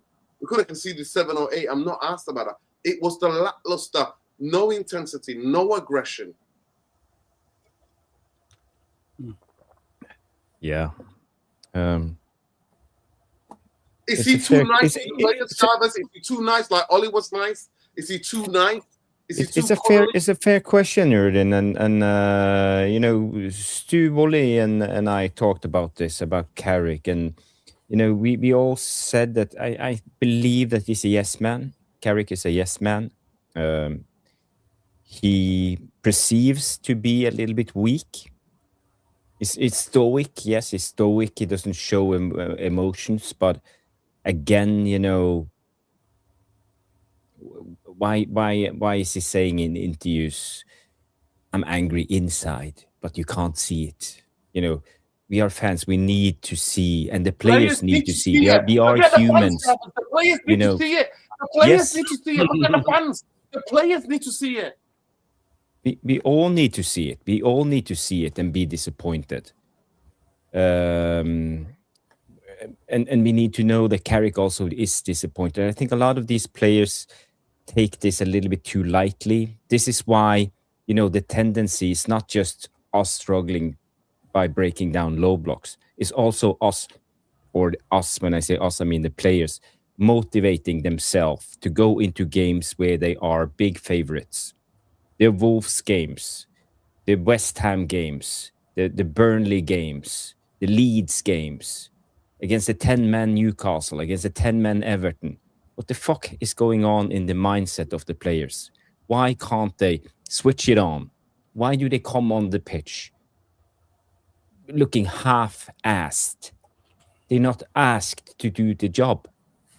And this is not a coincidence. This is a pattern we have seen for a long, long time with this Man United team. Not just last season under Carrick. It's been like this for 12, 13, 15 years since Fergie left. They switch on against Liverpool, against Manchester City, against Arsenal, but as soon as we play it against weaker opposition, they suddenly start believing their own hype and believe they can drop their level down to 85% and just walk through the game and win it easily. And this is a mindset these players have. Why can't Carrick shake them up? Get them ready for games like this. Go in. And as I said in the beginning, why can't we just play on the front foot? Why can't we just start pressing them high, taking control of the game, showing who's the man? Because we are Man United. Forget all of that.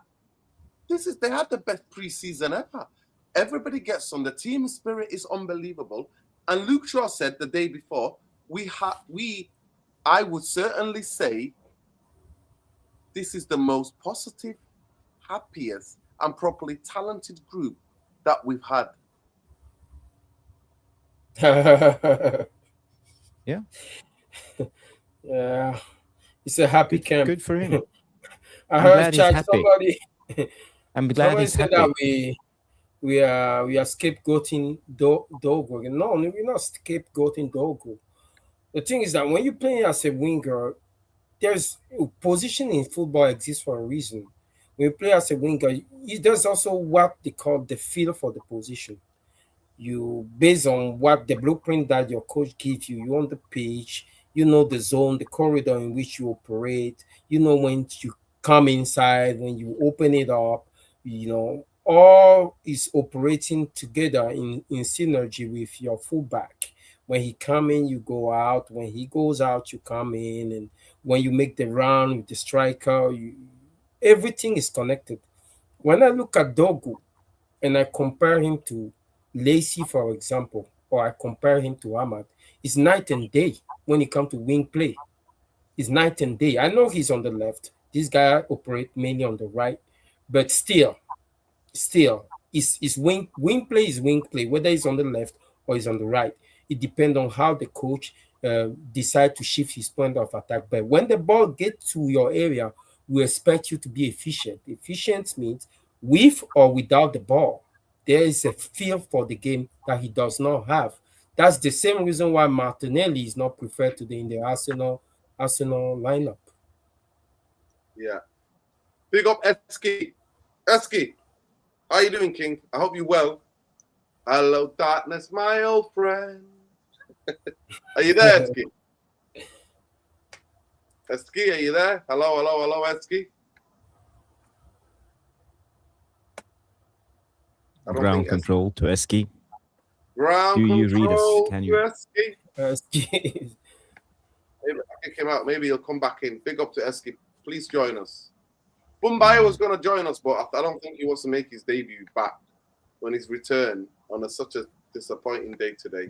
Listen, to stop telling me about Bolde, man. Bolde would get absolutely eaten up in the Premier League. Don't even get me started. Bolde will get eaten. Absolutely sliced and diced. Yep. Hello, darkness, my old friend. How you doing, Eski? We're saying you're all right. How's everyone doing? Listen, we miss you, King. How are you? Hey, good, Eski. How are you? Right. I'm getting on, and I'm glad everyone's well. Obviously, elephant in the room. We're still shit, but obviously.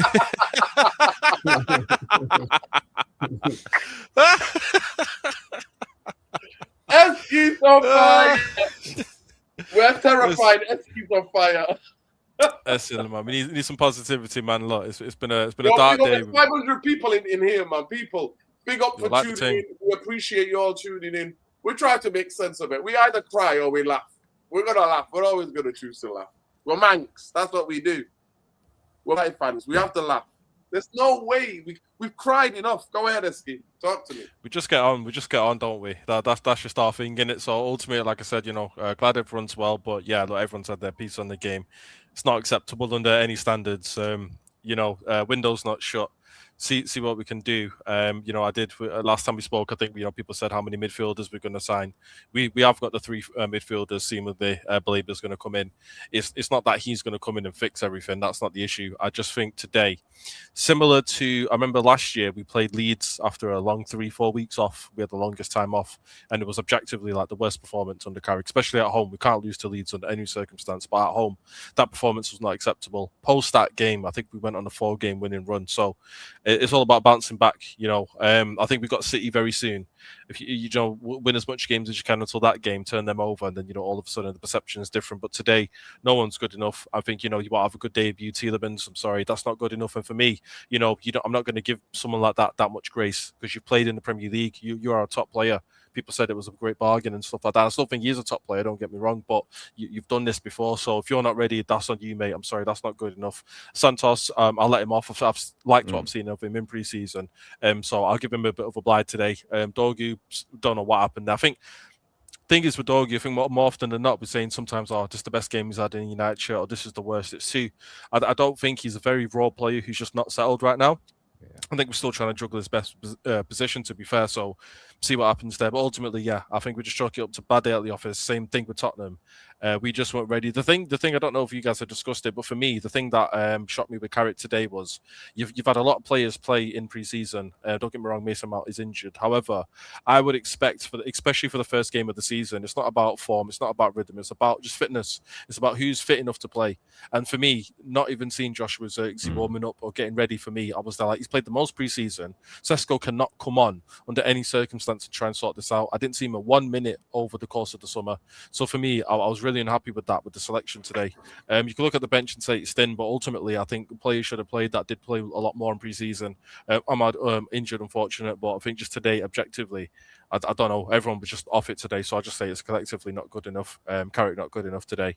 But for me, I don't know if you guys are looking at it. I think Bruno there's something off with Bruno. Like, I come in here, I defend him. I know people have got different opinions and all that, whatever else. But to me, he misses 2 penalties in a row, and it's whatever, it's pre-season and stuff. But I don't know if there's just something about him when I look at him, body language. There's something just not there. It was like that in the World Cup. He didn't have a good World Cup, to be fair. There was something. I think post that World Cup, something's off. I don't know if it's his head turn, whether he's just doubting himself. But even during the World Cup, he had one decent game, but it wasn't all of that in the World Cup either.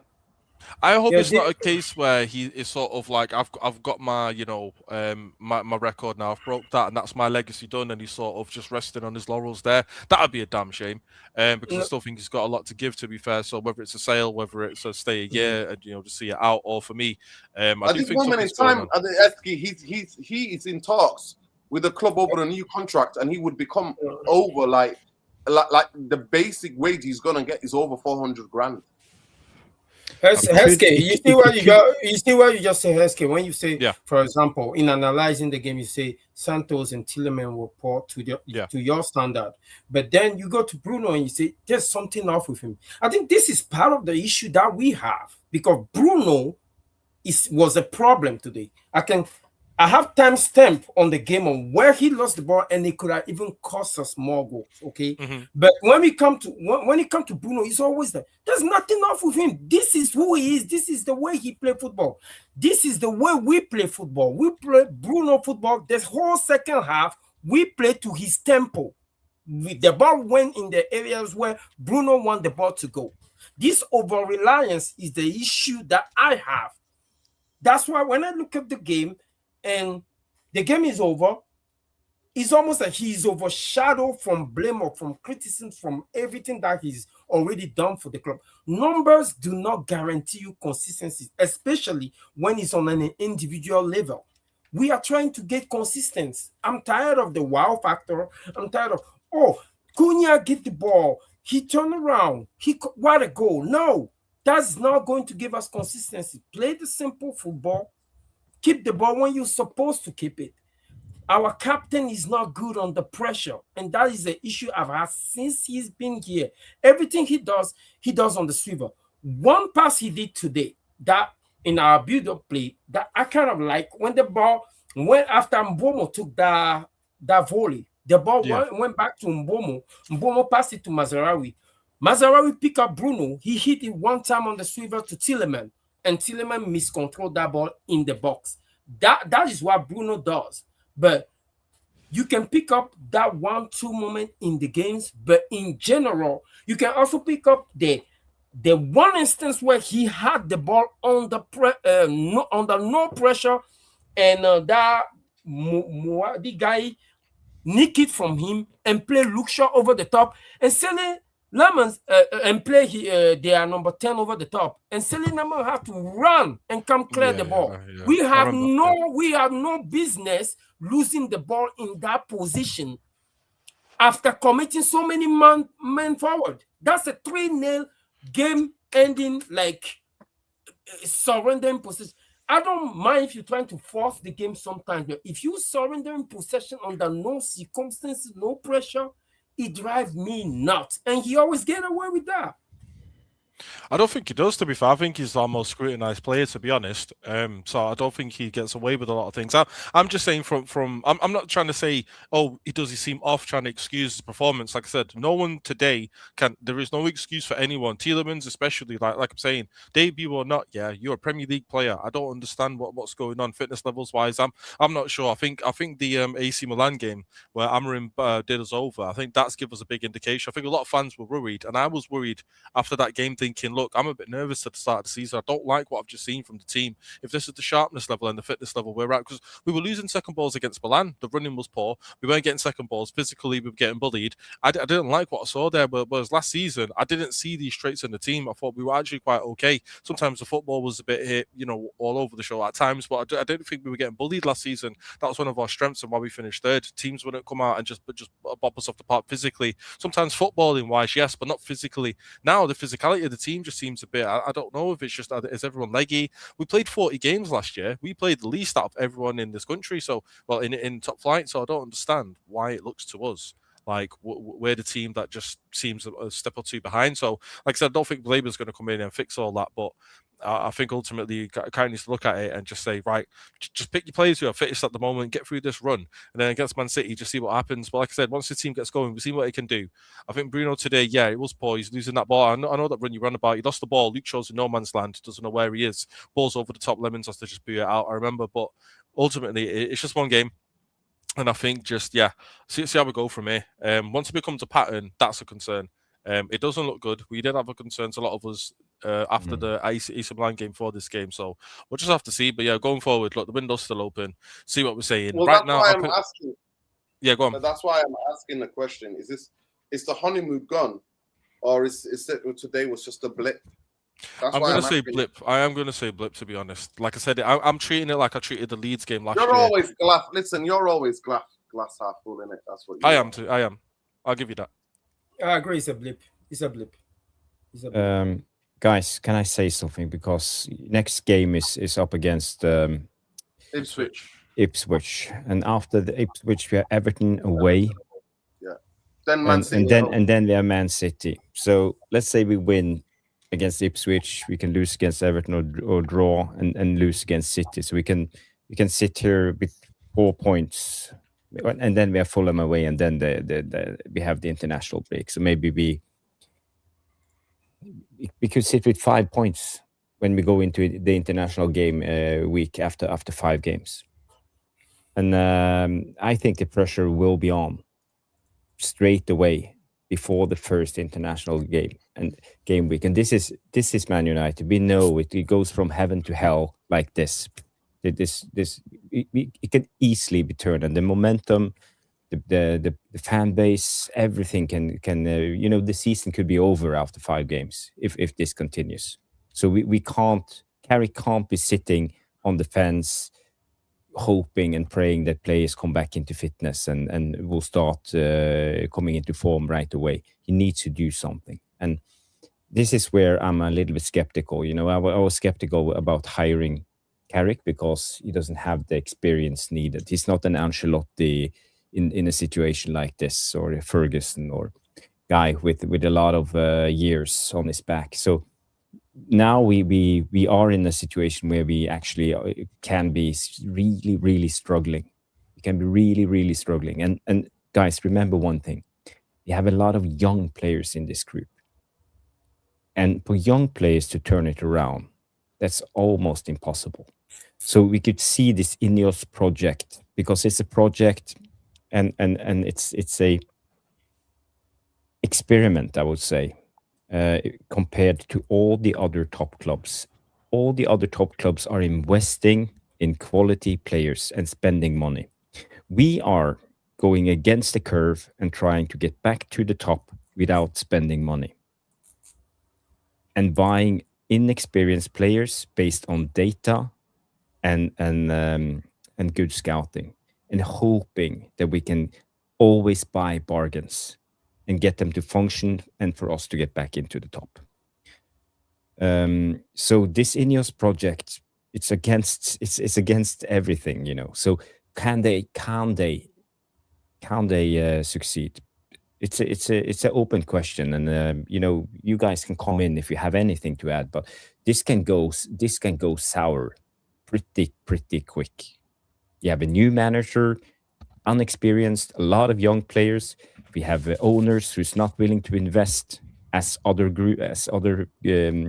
big teams. If you compare us to Liverpool and City and even Spurs, you know, it's Spurs, and Spurs isn't even a big club. Arsenal, so they spent more than us, and they're the champions. Arsenal. So right now, I'm starting to feel a little bit down because of this. I'm not even sure what will happen if they don't succeed this season. Where are we, Ronnie? I mean, the biggest hope, solace that I have is that we finished top 4 last year because we weren't on a run. We ride a certain wave. So if you compare that team to this team, we brought in 3 midfielders that drastically changed the makeup of that midfield. So even by any standard, if Carrick underperform, he will still have a minimum. I think he can still maintain that top 4. So I'm not looking at the ownership anymore at this point, because the season started and we still have 1 week in the transfer window. I don't care, but I look at our midfield. It's a massive improvement from last year. So if our attack can click or Carrick can get the right combination, I think we can still achieve top 4. Now, where does that put us in the overall project? Because they promise a challenge by 2028. I don't know. We can finish top 4 2 years in a row, and the third year, this whole thing can fall apart, because now it's all going to be about how does the ownership invest in the team next year. So we just have to pray that Carrick keeps it together. We achieve top 4 again, then they can repair that back 4 at least.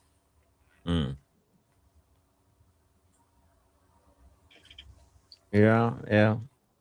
I think I'm worried, Jarvis, and I agree with you.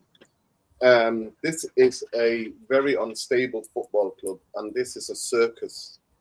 So Ipswich, if we don't get 4 points, like you said, from those 2 games, Ipswich, Everton, we go into the City game, and that's a derby, and anything could happen. And then we go to Fulham, and then is it the international break? Fulham away, and then we have the international break, so there will be I think it's 10 days off. Break. Yeah. So, yeah, we could be in trouble. Yeah, and how will Carrick handle it, and especially the younger players? You know, we have a lot of young players right now, because we know how Man United are. You know, the fan base, they will fuck off anyone if we start losing. It doesn't matter if your name is Kobe Mainu, or you are Rashford, or you're Andre Santos, or any Lenny Yoro. Well, they don't care. They don't care if you don't put in a good performance. You know. Yeah, you know how it is. Shea Lacey even can get it. Jarvis, collectively, we all do it. We can't get to the owners. They're the biggest problem at this football club. The owners are the biggest problem. So we take it out on the coaches and players, and they don't buy themselves. They don't give themselves the wages. They don't bring them to the football club. People who make the decisions do, but we're too cowardly, and we're too powerless to go to get people. But I agree with you. Yeah, but you can see it today. You know, a lot of fans saw on X, fuck off Dorgu, get Dorgu out. I will never see Dorgu in this team again. You know, he's not even a left winger. This is the fan base. So as soon as we lose a game, we go at the players. That's how it's always been. And if you're a young guy, it's very hard, you know, from the human side. I know I said Rashford needs to take it. They are privileged guys. They earn a lot of money. So okay, maybe I'm a hypocrite sitting here saying this. But again, you know, it's who we are, and maybe it's not the right environment. We're very unstable environment at the moment. If we lose one more game, if we lose again, my God, if we lose against Ipswich, you know, the shit will hit the fan. Oh yeah, it will get toxic really fast in there. Fan base will. I don't want to think about it. I really don't. Yeah, we can't think about it, guys. Positivity. Listen, it's one game, plenty to play for. We're in all the cups, Champions League. By the way, they won today. They won at home today, so the pressure. They did last minute. Yeah. I seen. So listen, man. Hey, new promoted clubs, watch out, right? Look, we can all laugh at Tottenham. They're worse, I guess. It's fine. I mean, I can't really laugh at Tottenham because we held 4 as well. Do you remember when we held 4? Did they hold 4? I thought it was 3. Every season when we go there, we get beat most seasons. And by the way, Jarvis, our boy Sangara, what a show he put on today. Top players did. I give him goal that he did. Wow. Top give a goal. The awareness there in the box. Bang. Two assists. He dominated it. And you know, we knew this, Nordin. We on this channel we have talked about Sangari now for year and a half. Yeah. Year and a half. But especially more intensely in the last 4 months, we talked about him, didn't we? We broke down. We broke down his game. We compared him to all the other midfielders. We did everything. Yeah. And Man United did nothing. You weren't even on the radar. You weren't even on the radar. 38 million pounds. To be man of the match, Jarvis, on your first game, your first Premier League game. It's unbelievable. It's only Tottenham.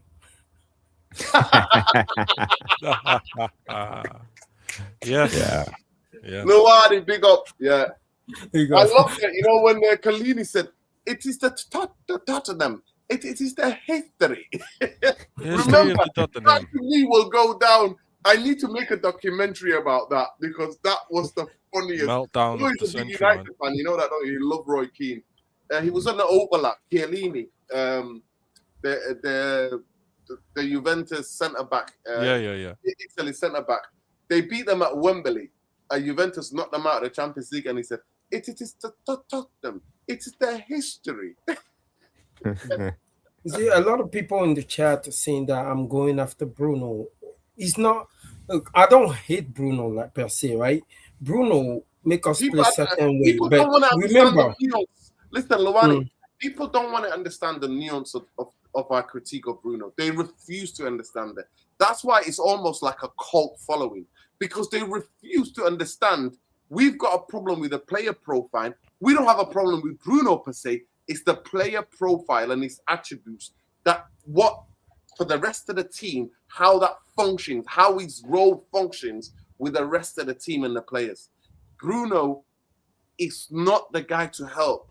We played through one man. We played through one man. You know, that's a vulnerable play. You know, you're putting all your eggs in one basket. That's never a wise choice.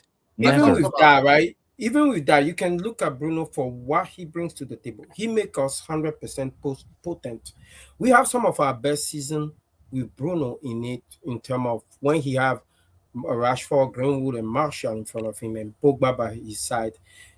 What Carrick just need to do is surround Bruno with smart players so they can mitigate for his risk-taking, so that when he get the ball, we can still take advantage of his potency, but not have to run back all the time because he give the ball to somebody who cannot control it, like Mbomo, like Cunha, or like Dogu, for example. So just mix it up a little bit so it doesn't come back every time with a high frequency, and we having our DMs and our defenders getting worn out. Yeah. It's a big up Saeed, man. Saeed says at this rate they might have to cancel the Amazon documentary. No, they're not. Actually, there are more people going to tune in. There are more people going to tune in. There are more people going to tune in. And actually, we're going to see how the players react to it in the dressing room at halftime and how they react to it in the back. Unless Ineos get involved with the PR and go, cut that out. You can't show that. You can't show this. But then why did they pay £12 million for? Apparently they paid £12 million. Yeah. But by the way, guys, Nuruddin, did you see Willy Kambuala? He's going to Como now. Como, yeah. Yeah, big up to Willy Kambuala. I think it's done. Yeah. I hope he stays injury free. I think he has a good, great career in front of him. He's got good ability, hasn't he? He's got natural instincts and ability, hasn't he? Yeah. I don't know what happened. Why did we sell him? Because of injuries? No, I personally think mainly because, at that time they were fire selling all young players to get money in, to get, just even a couple of million here, there. Remember, Ghana, Willy Kampala, they're always selling some of these young players to get in profit, 100% profit. So that it looks, it's part of the Glazonomics model now. Same with Chelsea. So the book's balanced. They're not selling it because of football reasons. Listen, big up to Saeed, man. Big up to Saeed. I'm telling you, Saeed is newly married, and I feel bad for his wife. Usually it's me laughing at him, banging the side of his. Question to my brothers on the panel. Do you guys really think? Big up, Saeed. I feel bad for your missus. Question to you guys. Do you guys think that we are involved in a proper rebuild, or do you think that they're just selling it to us? How are we rebuilding? How are we? What kind of question is that? We got this kind of player that we were after 12 months ago. What kind of a rebuild is that? But they say it's a rebuild. Is it a rebuild or a patchwork? We haven't got centre back. Jarvis, look, did you see it when we finished the game today? Diego Dalot, Luke Shaw, Maguire. We had 3 of those players, Jarvis. 3 of those players in 2022. If I can answer time-space continuum, my answer time-space continuum is on your comment. Yes, I understand that we are in sort of a rebuild. It's a strange rebuild. We are sacking the managers right, left, and centers with the new ownership, if you can call them that. So in a way, we're not rebuilding. We are just building a little bit and then tearing it down again, and rebuilding a little bit and tearing it down. That's what we have been doing so far. So I'm not quite seeing the full rebuild. But okay, we are building something, and count out the tearing down part. The second thing is I had something more to say on that one. Let me come back to it. Where is the comment? I need to just read it again. Listen, Eski. What needs to be done? Do you believe that the fact that Eski, that he didn't play the players who played in pre-season, and now we're playing players who are not match fit whatsoever, who've been on holiday for 3 weeks? You there, Eski? What's the question? Why do I think he's doing it? The question is, should he have played the players that have played the preseason? Like this? Yeah, that's what I'm saying. Yeah, I said that before. I don't understand why he didn't, because these couple of games now, it's not about rhythm and how sharp is everyone. It's about who's fitter, like who's played the most amount of games. Like you said, players have played like a little bit. Sesko has not played a single minute preseason. Why did he come on ahead of Xerxes? I don't understand. Xerxes looked half decent preseason. During the ball's getting fired into him, it sticks, and we can start attacks from up front there, and we can actually like camp in the half a little bit with him up there. But we've got no fucking focal point, no. So for me, we should have played. I think maybe even starting Lacey. I think he was worth. Yeah, 100%. Why not? For me, he should have started. I think he should have started. He got injured. He should have started. Yeah, definitely. That's what I'm saying. But he it was obvious clear from pre-season the amount of games he was playing and stuff like that. Like he was going to play. So this is what I'm saying. So for me, yeah, definitely he should have played players that I played from pre-season. It's about fitness. First 3 odd games of the season. It's about who's fitter. Get the players back in. They play 40 minutes, 50 minutes here and there. You know, halves and whatever else is half an hours, and then you see what's going on. But then what would you say to those people who tell you, well, he has to play them to get match fit, and he has to throw them in, even though they're not match fit. They have to. That's fine, but you can also arrange, behind the closed doors friendlies and whatever else. You can actually still do that now, so you can have them players there that can do stuff like that. And then once it becomes to after that first international break, your first 11 should be ready to go, basically. So that's it in the first couple of weeks now. There's one coming up after about 4 games. So this is what I mean. This is what you should have done, basically. So for me, I don't understand. I saw the lineup and I just thought, oh, it'll be a tough one today because if they go up first, you're just seeing it the 4-5-1 shape, and then just bread and butter in it. It's just one of them, right? How do you beat Man United? Just like sit up, soak it up. Get a fucking set piece, and that's it. It's got 2 set piece goals today. That's it. And it is one of them. We did not deserve to win the game at all. It's not an excuse, but that's what's happened today. So, but it's our own fault. But like I said, yeah, I think it's down to selection a little bit and just everyone not being at it because a lot of them players today would not have played. Not played for me, no. Yeah, big up. Listen, big up to Irfan. Irfan is that. Big up, Mr. B. Yeah, 100%. I remember you talking about an MB creator. Irfan is playing at a festival tonight on the other side of the country, and I wish I was there. I wish I was there so I can dance off the disappointment. Oh God.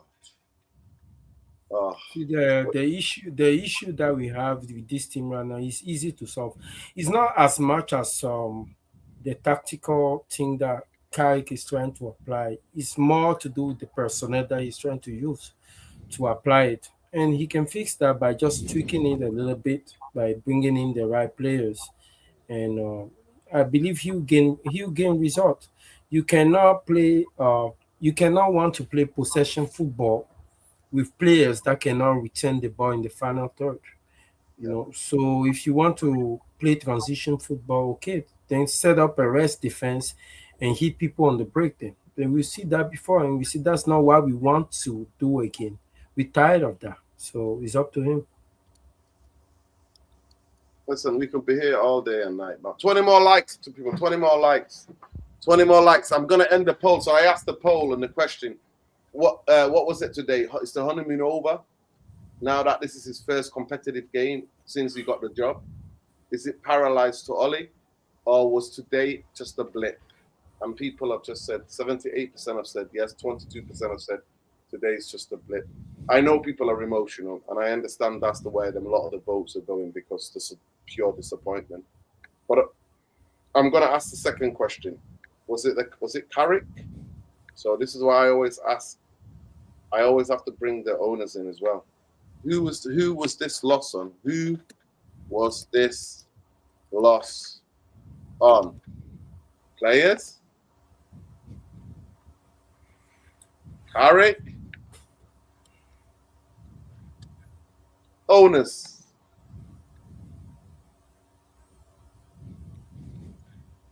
Get voting, people.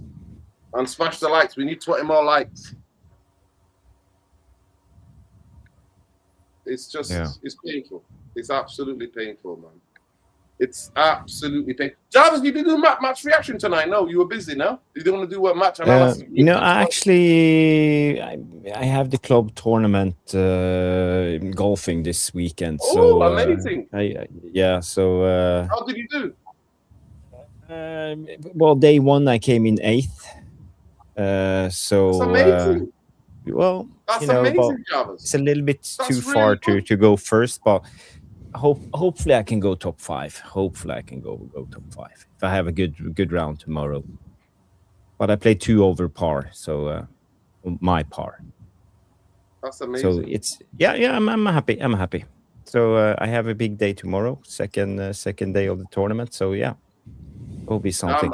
I will do a show tomorrow night. And guys, if you can do me a favor, this is the link to the show, so it's already up. So afterwards, if you go to Tactical Devils and just smash the like early, it always helps out the algorithms, so we get a proper audience for tomorrow's show. And tomorrow will be more of a breakdown of the games, you and I, and a tactical board, and I will show more clips and explain what I saw in the game. So if you like the tactical and analytical part of the game, we will do that. And also, the latest transfer rumors and gossip and all of that jazz. Yeah. Listen, I've got something to ask you about the actual. I've got question to ask you guys about Balde at Barcelona. Am I right? Am I right that this kid is going to come to the Premier League and get eaten, or am I making stuff up, or is he going to get eaten? Yeah, he's very good on the ball, Nuruddin. Extremely good on the ball.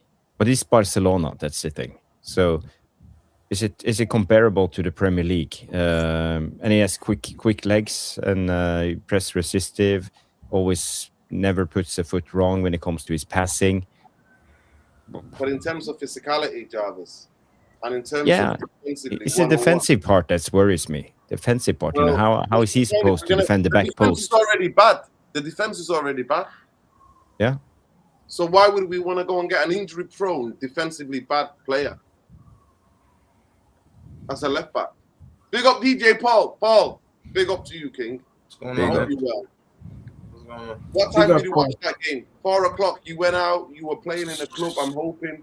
It was 4:30. Yeah, 4:30. It's 4:30 in LA. Yeah, 4:30 a.m. Yeah. And you watched it 4:30 a.m. in the morning. Yeah, I watched all of it. It's not like I even missed like 20 minutes or like 10 minutes. Like I watched that from minute 1 to minute 90. Absolutely disgusting game. Despicable performance, pathetic performance, abysmal performance. The players look leggy. We look slow. Whilst I'm happy with the midfielders we brought in this summer, I do worry with Carrick that listen, these old guard players that he's trying to mishmash with these newer signings or with the Cunhas and Embuemos that we signed last year. I don't think that's going to end well. I feel like we already have these players who failed before, players who were there when we lost 7-0 and 5-0 to Liverpool, players who lost the Europa League final, players who lost 6-3 to Manchester City. Like players who even lost 6-1. Because when I look at it now, the 7-1 players who lost Dallo, Bruno, Maguire, Shaw, and I think and Rashford all played when we lost 6-1 to Spurs as well in 2021. So I don't really like the fact that he is kind of relying on these people. I'd even make a bold prediction now and say this. I know it's risky, but if we know we're not good to win the league now, if we're actually planning for the future, like everybody says, why don't you then actually be brave enough to say, okay, cool, Heaven, Euro, let me drip feed you. Let me ease you in. Let's see what you can do. Let's see if we could formulate a partnership. Because right now it's like, okay, cool. Let's get all the mistakes out of the way. Because if we're then thinking about the future, it's like, okay, cool. If at least I have my partnership ready, then we're good to go. But all of this, Maguire's out of contract next year. Shaw's out of contract next year. Rashford's out of contract next year. Bruno, if no deal is agreed, is out of contract next year. So 4 out of those 5 players I've mentioned are out of contract next year. So why are you playing these players that in 12 months' time may not even be Manchester United players anymore? So I'm like, at this point, you got nothing to lose. I would even respect you, Carrick, if you go out guns blazing and just say, okay, you know what, fuck it. This is what I have right now. I'll play this team. If I get fired, I get fired. Heaven, Euro, Kobe, Santos, Baleba. I mean, Tielemans could probably also rotate with Mainu too as well. But you have to keep some of these players. Like Shaw does not deserve to be in this team. I've had it up to here with Luke Shaw. Luke Shaw is really an example of what it is to fail upwards. He's been failing upwards for the last 13, 14 years, and we've accepted his failure. Oh, he's good on his day. Oh, he's good on his day, man. I'm tired of that shit. This is 2026. This is 26. 13 years of United last won the league in 2013. He actually was signed in the season Moyes came in, but came in the season after. So really and truly, Shaw has been here basically for our entirety of United being shit. Paul, yes, you make incredibly valid points and really important points, but majority of those players will get another year for Manchester United because that's what Glazonomics is. Glazonomics is rather than buying new players, you sign them on, and that's how you keep doing it, and that's how they keep avoiding it. And then people will start telling us, "Oh, there's no money."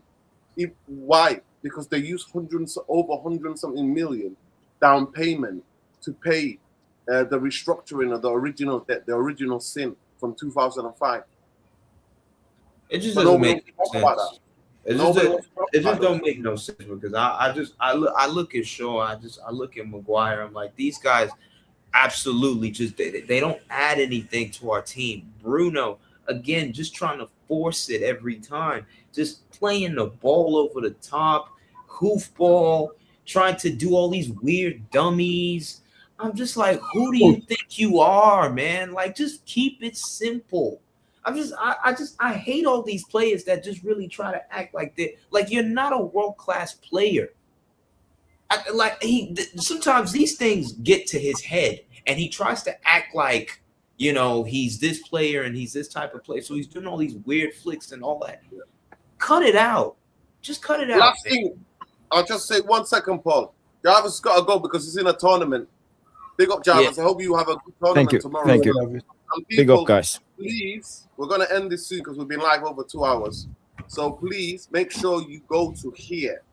If you can see there, you go to here, Jarvis, and make sure you already hit that subscribe button. And then you already hit the subscribe button. And then already basically hit the like button and leave a comment. Because him and Stu are going to do the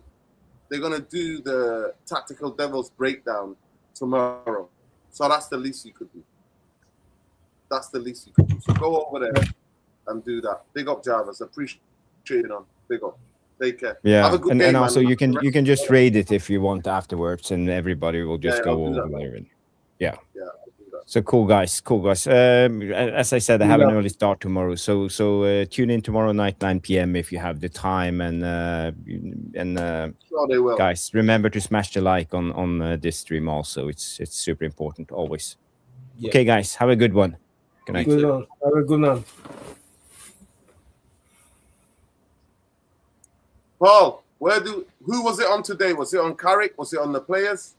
Who was it on?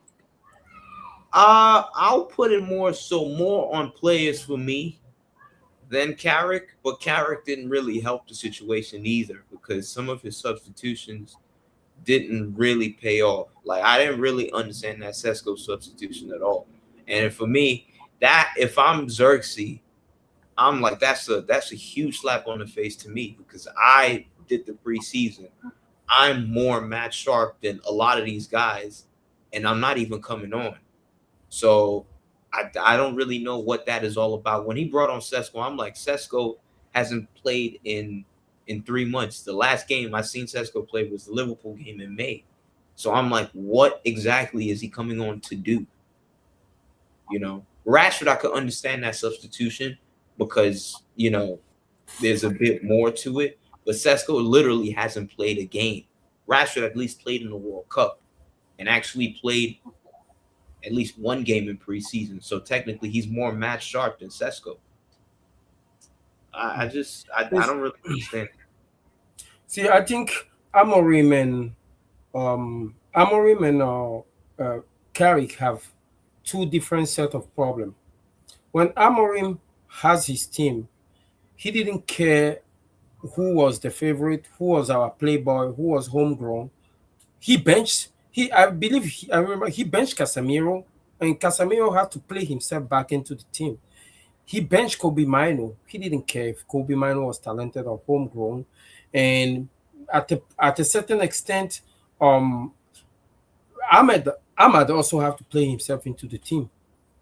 So, but when you look at Carrick, I think the issue he has, he realized that certain players cannot play the system, but because he's so loyal to them, he is just putting them on and hope that it will not affect too much his principle.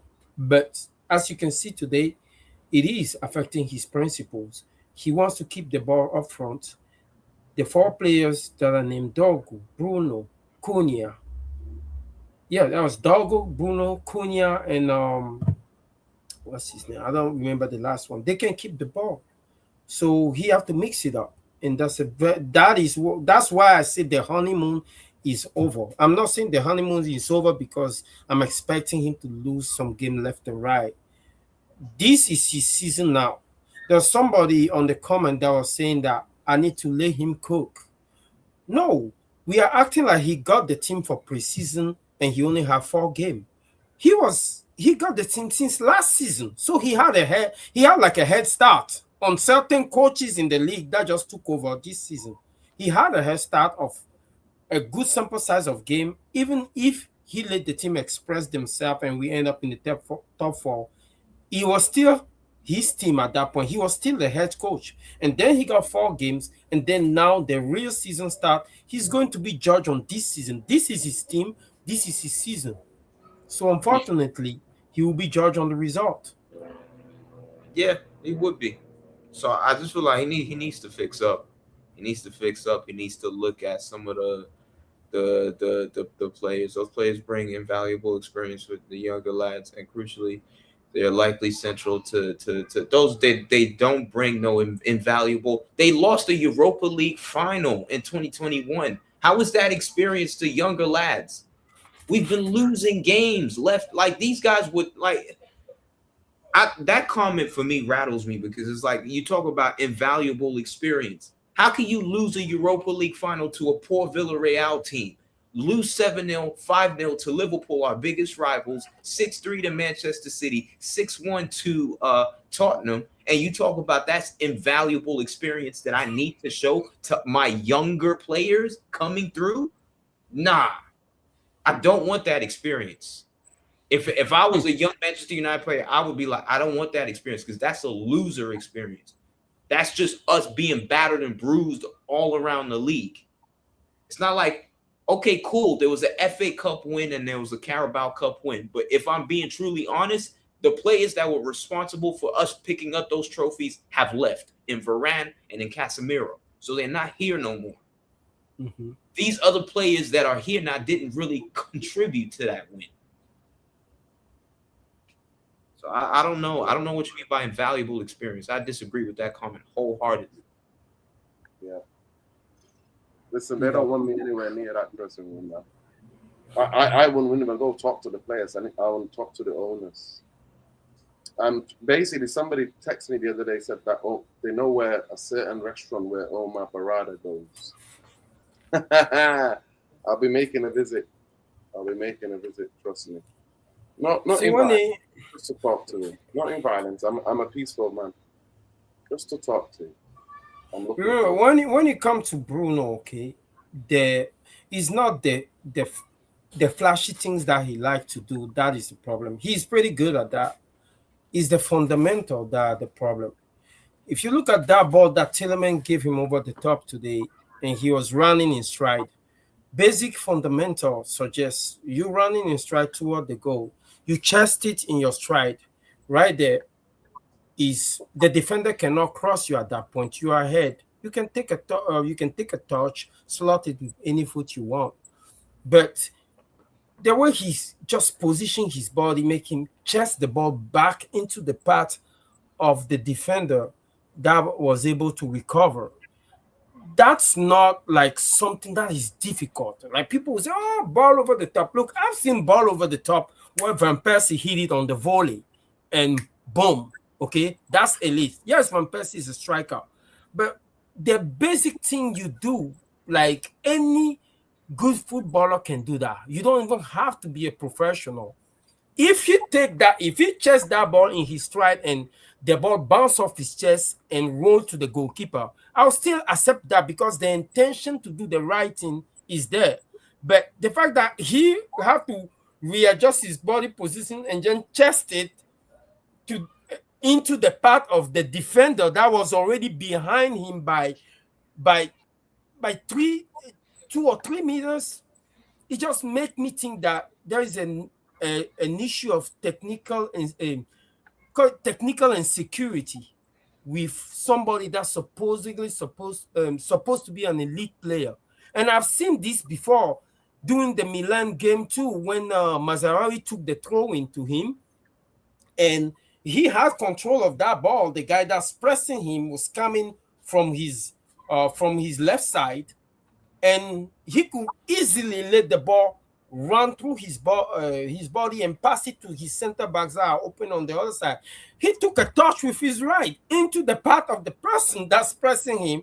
The person took the dispossessed him. You have Maguire and Santos colliding, crossing. They score on that. These are little things that we just let him get away with that. But any good player with good fundamental have those on smash. When you start playing football, the very first thing they tell you is just put your body between your ball and the person who's coming to take it. It's not that hard. And he doesn't have that. He used to buy fouls like that. He used to do that and buy foul, go to the ground. But now he doesn't even do that anymore. He just take weird touches and get dispossessed so easily. And then you hear him start moaning, start pointing. He never accepts responsibility. On our first goal today, when that ball got crossed, he is the only person in our box that did not pick up any marker. He's number 8. He's looking at the ball all the way. Luke Shaw got dragged to the near post. Luke Shaw have his hand behind the back of the defender and attempt to challenge the ball. But before the ball even get there, Bruno can see the ball all the way. And he didn't even want to attack that ball. He didn't want to attack it. He just ignored the ball. And Luke Shaw have to contest the ball with somebody else. Bruno was free. He could easily attack that ball. But look, what was annoying about that first goal is that, and this is why I feel sorry for Lomans, because why is Maguire holding in Bermo? Yeah, again, that was another thing people didn't even pick up on. Maguire was holding in Buemo, but even I look at that, I'm like, no one is literally at either standing on at the post, because Lomans went to the side, the front post, to actually block the tap in from was it Ajayi that scored. Lomans did so well to keep that ball out, and I'm like, wow, what a save! And then bro just had a empty net. Just tapped it in, and I'm like, no one could even help Lomans on that. And that was the guy Maguire was holding. He let him go, and he held on to him. To be fair, fucking dying in Bermo with the same person. To be fair, on those kind of ball, the people that are on the near post, if you place a defender on the near post, those people are the one that will make the play. If they don't make the play, it becomes like a ding-dong situation. Of course, Eden Heaven went to sleep because the defender that peeled off his back made contact, and he lost that defender. He lost that player. He lost that player. He didn't know what the player is. The player peeled off, made contact. Selling Lemon put in a save, and our defense they were all stationary, and Ajayi scored. So it all goes back to, I think maybe Nuruddin is right. We need to get a set pitch coach, and everybody need to have assignment. If you don't have assignment, you're not marking anybody, and you're marking a zone. If the ball arrives in that zone, you better be the first to attack it, because you're not marking anybody. See, I don't even like zonal marking. I think zonal marking is just very. I'd rather you just go back to the old school way and actually just mark people instead of. But they do half and half. You know, they do half and half, don't they? They do half and half. They try to block people. but, Listen, we're gonna go, Big people, up. because I've been talking about this for 2.5 hours. My brain is gone. I need to go and find a place to dance, maybe, or maybe I need to have a bath and relax and have a chamomile tea and get an early bed. Well, it's not early; it's late bed. But I'm just, yeah. I'm going. Big up, Loading. You can dance this one off.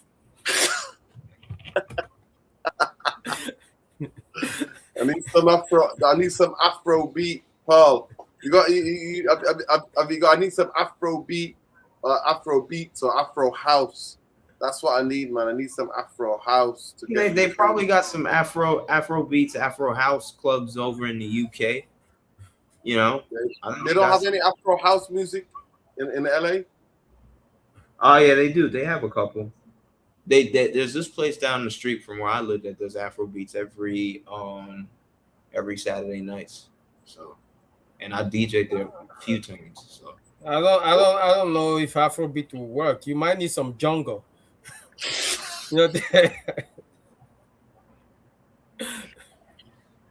Oh man. Listen. I need some tempo. I agree with you. I need some up tempo. Yeah. But big up DJ Paul, man. Big up. Did he play last night? Nah, I was inside. I was actually supposed to go out to meet somebody, but I just was doing work. And then I slept off, and when I woke up, I was like, "Oh yeah, the United game." Damn. I'm sorry, King. That's sorry. Cool. 4:30 in the morning, man. Fucking hell. Listen, big up to Lawani, big up to DJ Paul. Make sure you check DJ Paul out on X, DJ Paul, and make sure you check him out and check his music out on Insta as well. Love and light. And if any of you around the world want a DJ from LA, you need to get in, man. You need to book him, to book that flight. You know what I mean? He'll come and smash it for you. Big up to Manawan Lawani. Big up, guys. Jarvis, Bowley, Manawan Lawani 1979 on X. Make sure you check out Jarvis, BOLE 77 on X. And make sure you check out the channel, Tactical Devils. I'll add it again. There it is. And make sure you go and like that, comment. Him and Stu will be live at 9 o'clock tomorrow. But big up to all you lot. And like I said, the new soundtrack is Hello Darkness, My Old Friend. That's what we're on. To get back to life, back to reality. I'm sick of going back to reality and back to life. I'm sick of it. I'm sick of living on a prayer. You know what I mean? That's been the Manchester United soundtrack, man. Honestly, I want to put a soundtrack together in the last 14 years, but maybe a 14-track album for every season. But it's been an absolute wonderful to have you all here talking as we analyze the game, as we break the game down, as we give the different opinions. Big up, this is the most interactive channel on YouTube. No other channel shows everybody what everybody's saying, even the arguments, the kickoffs, whatever's happening. I'm always doing this.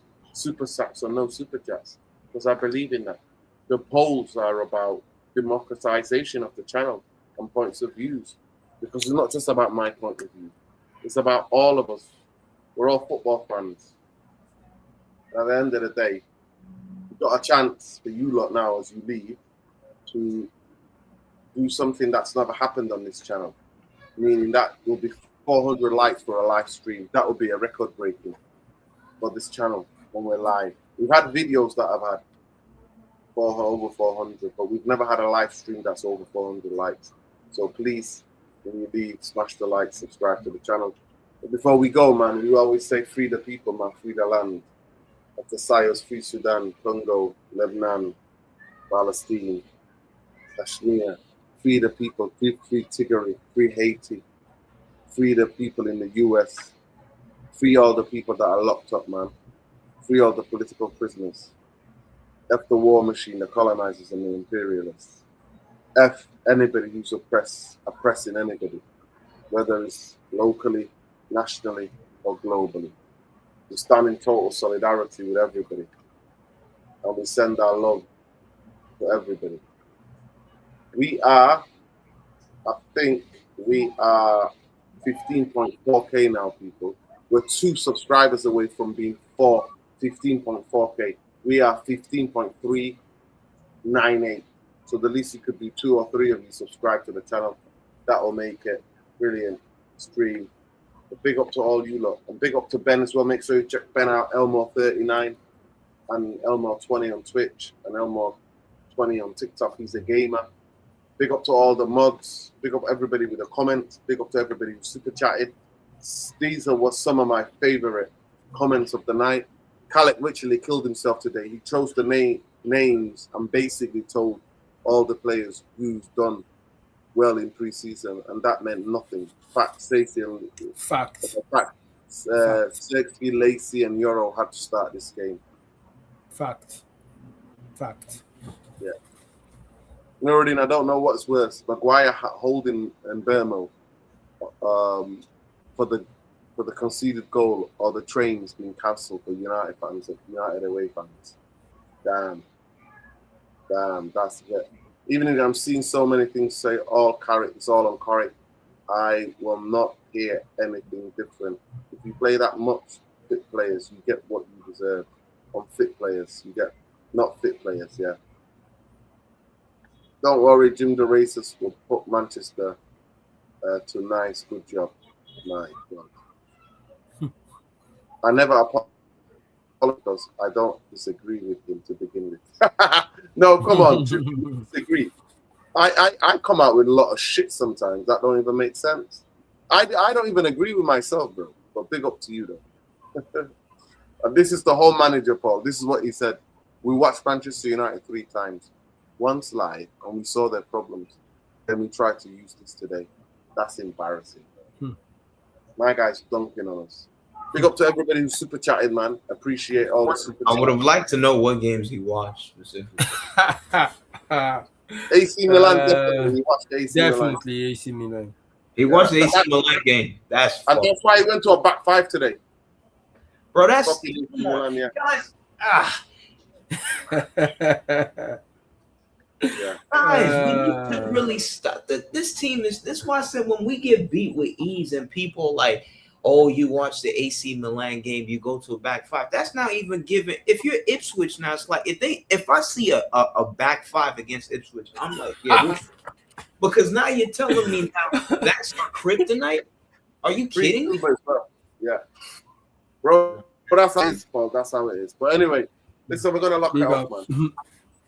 Yeah, big up. Good night, guys. Good night. Take care. Big up. Free Palestine, Lebanon, Congo, Sudan, Iran, Haiti, US. Free everybody, man. Free all the people in the world. Tigray, Somaliland. Free everybody from the Zios. F the fuck land and go. Take care. Big up, Paul.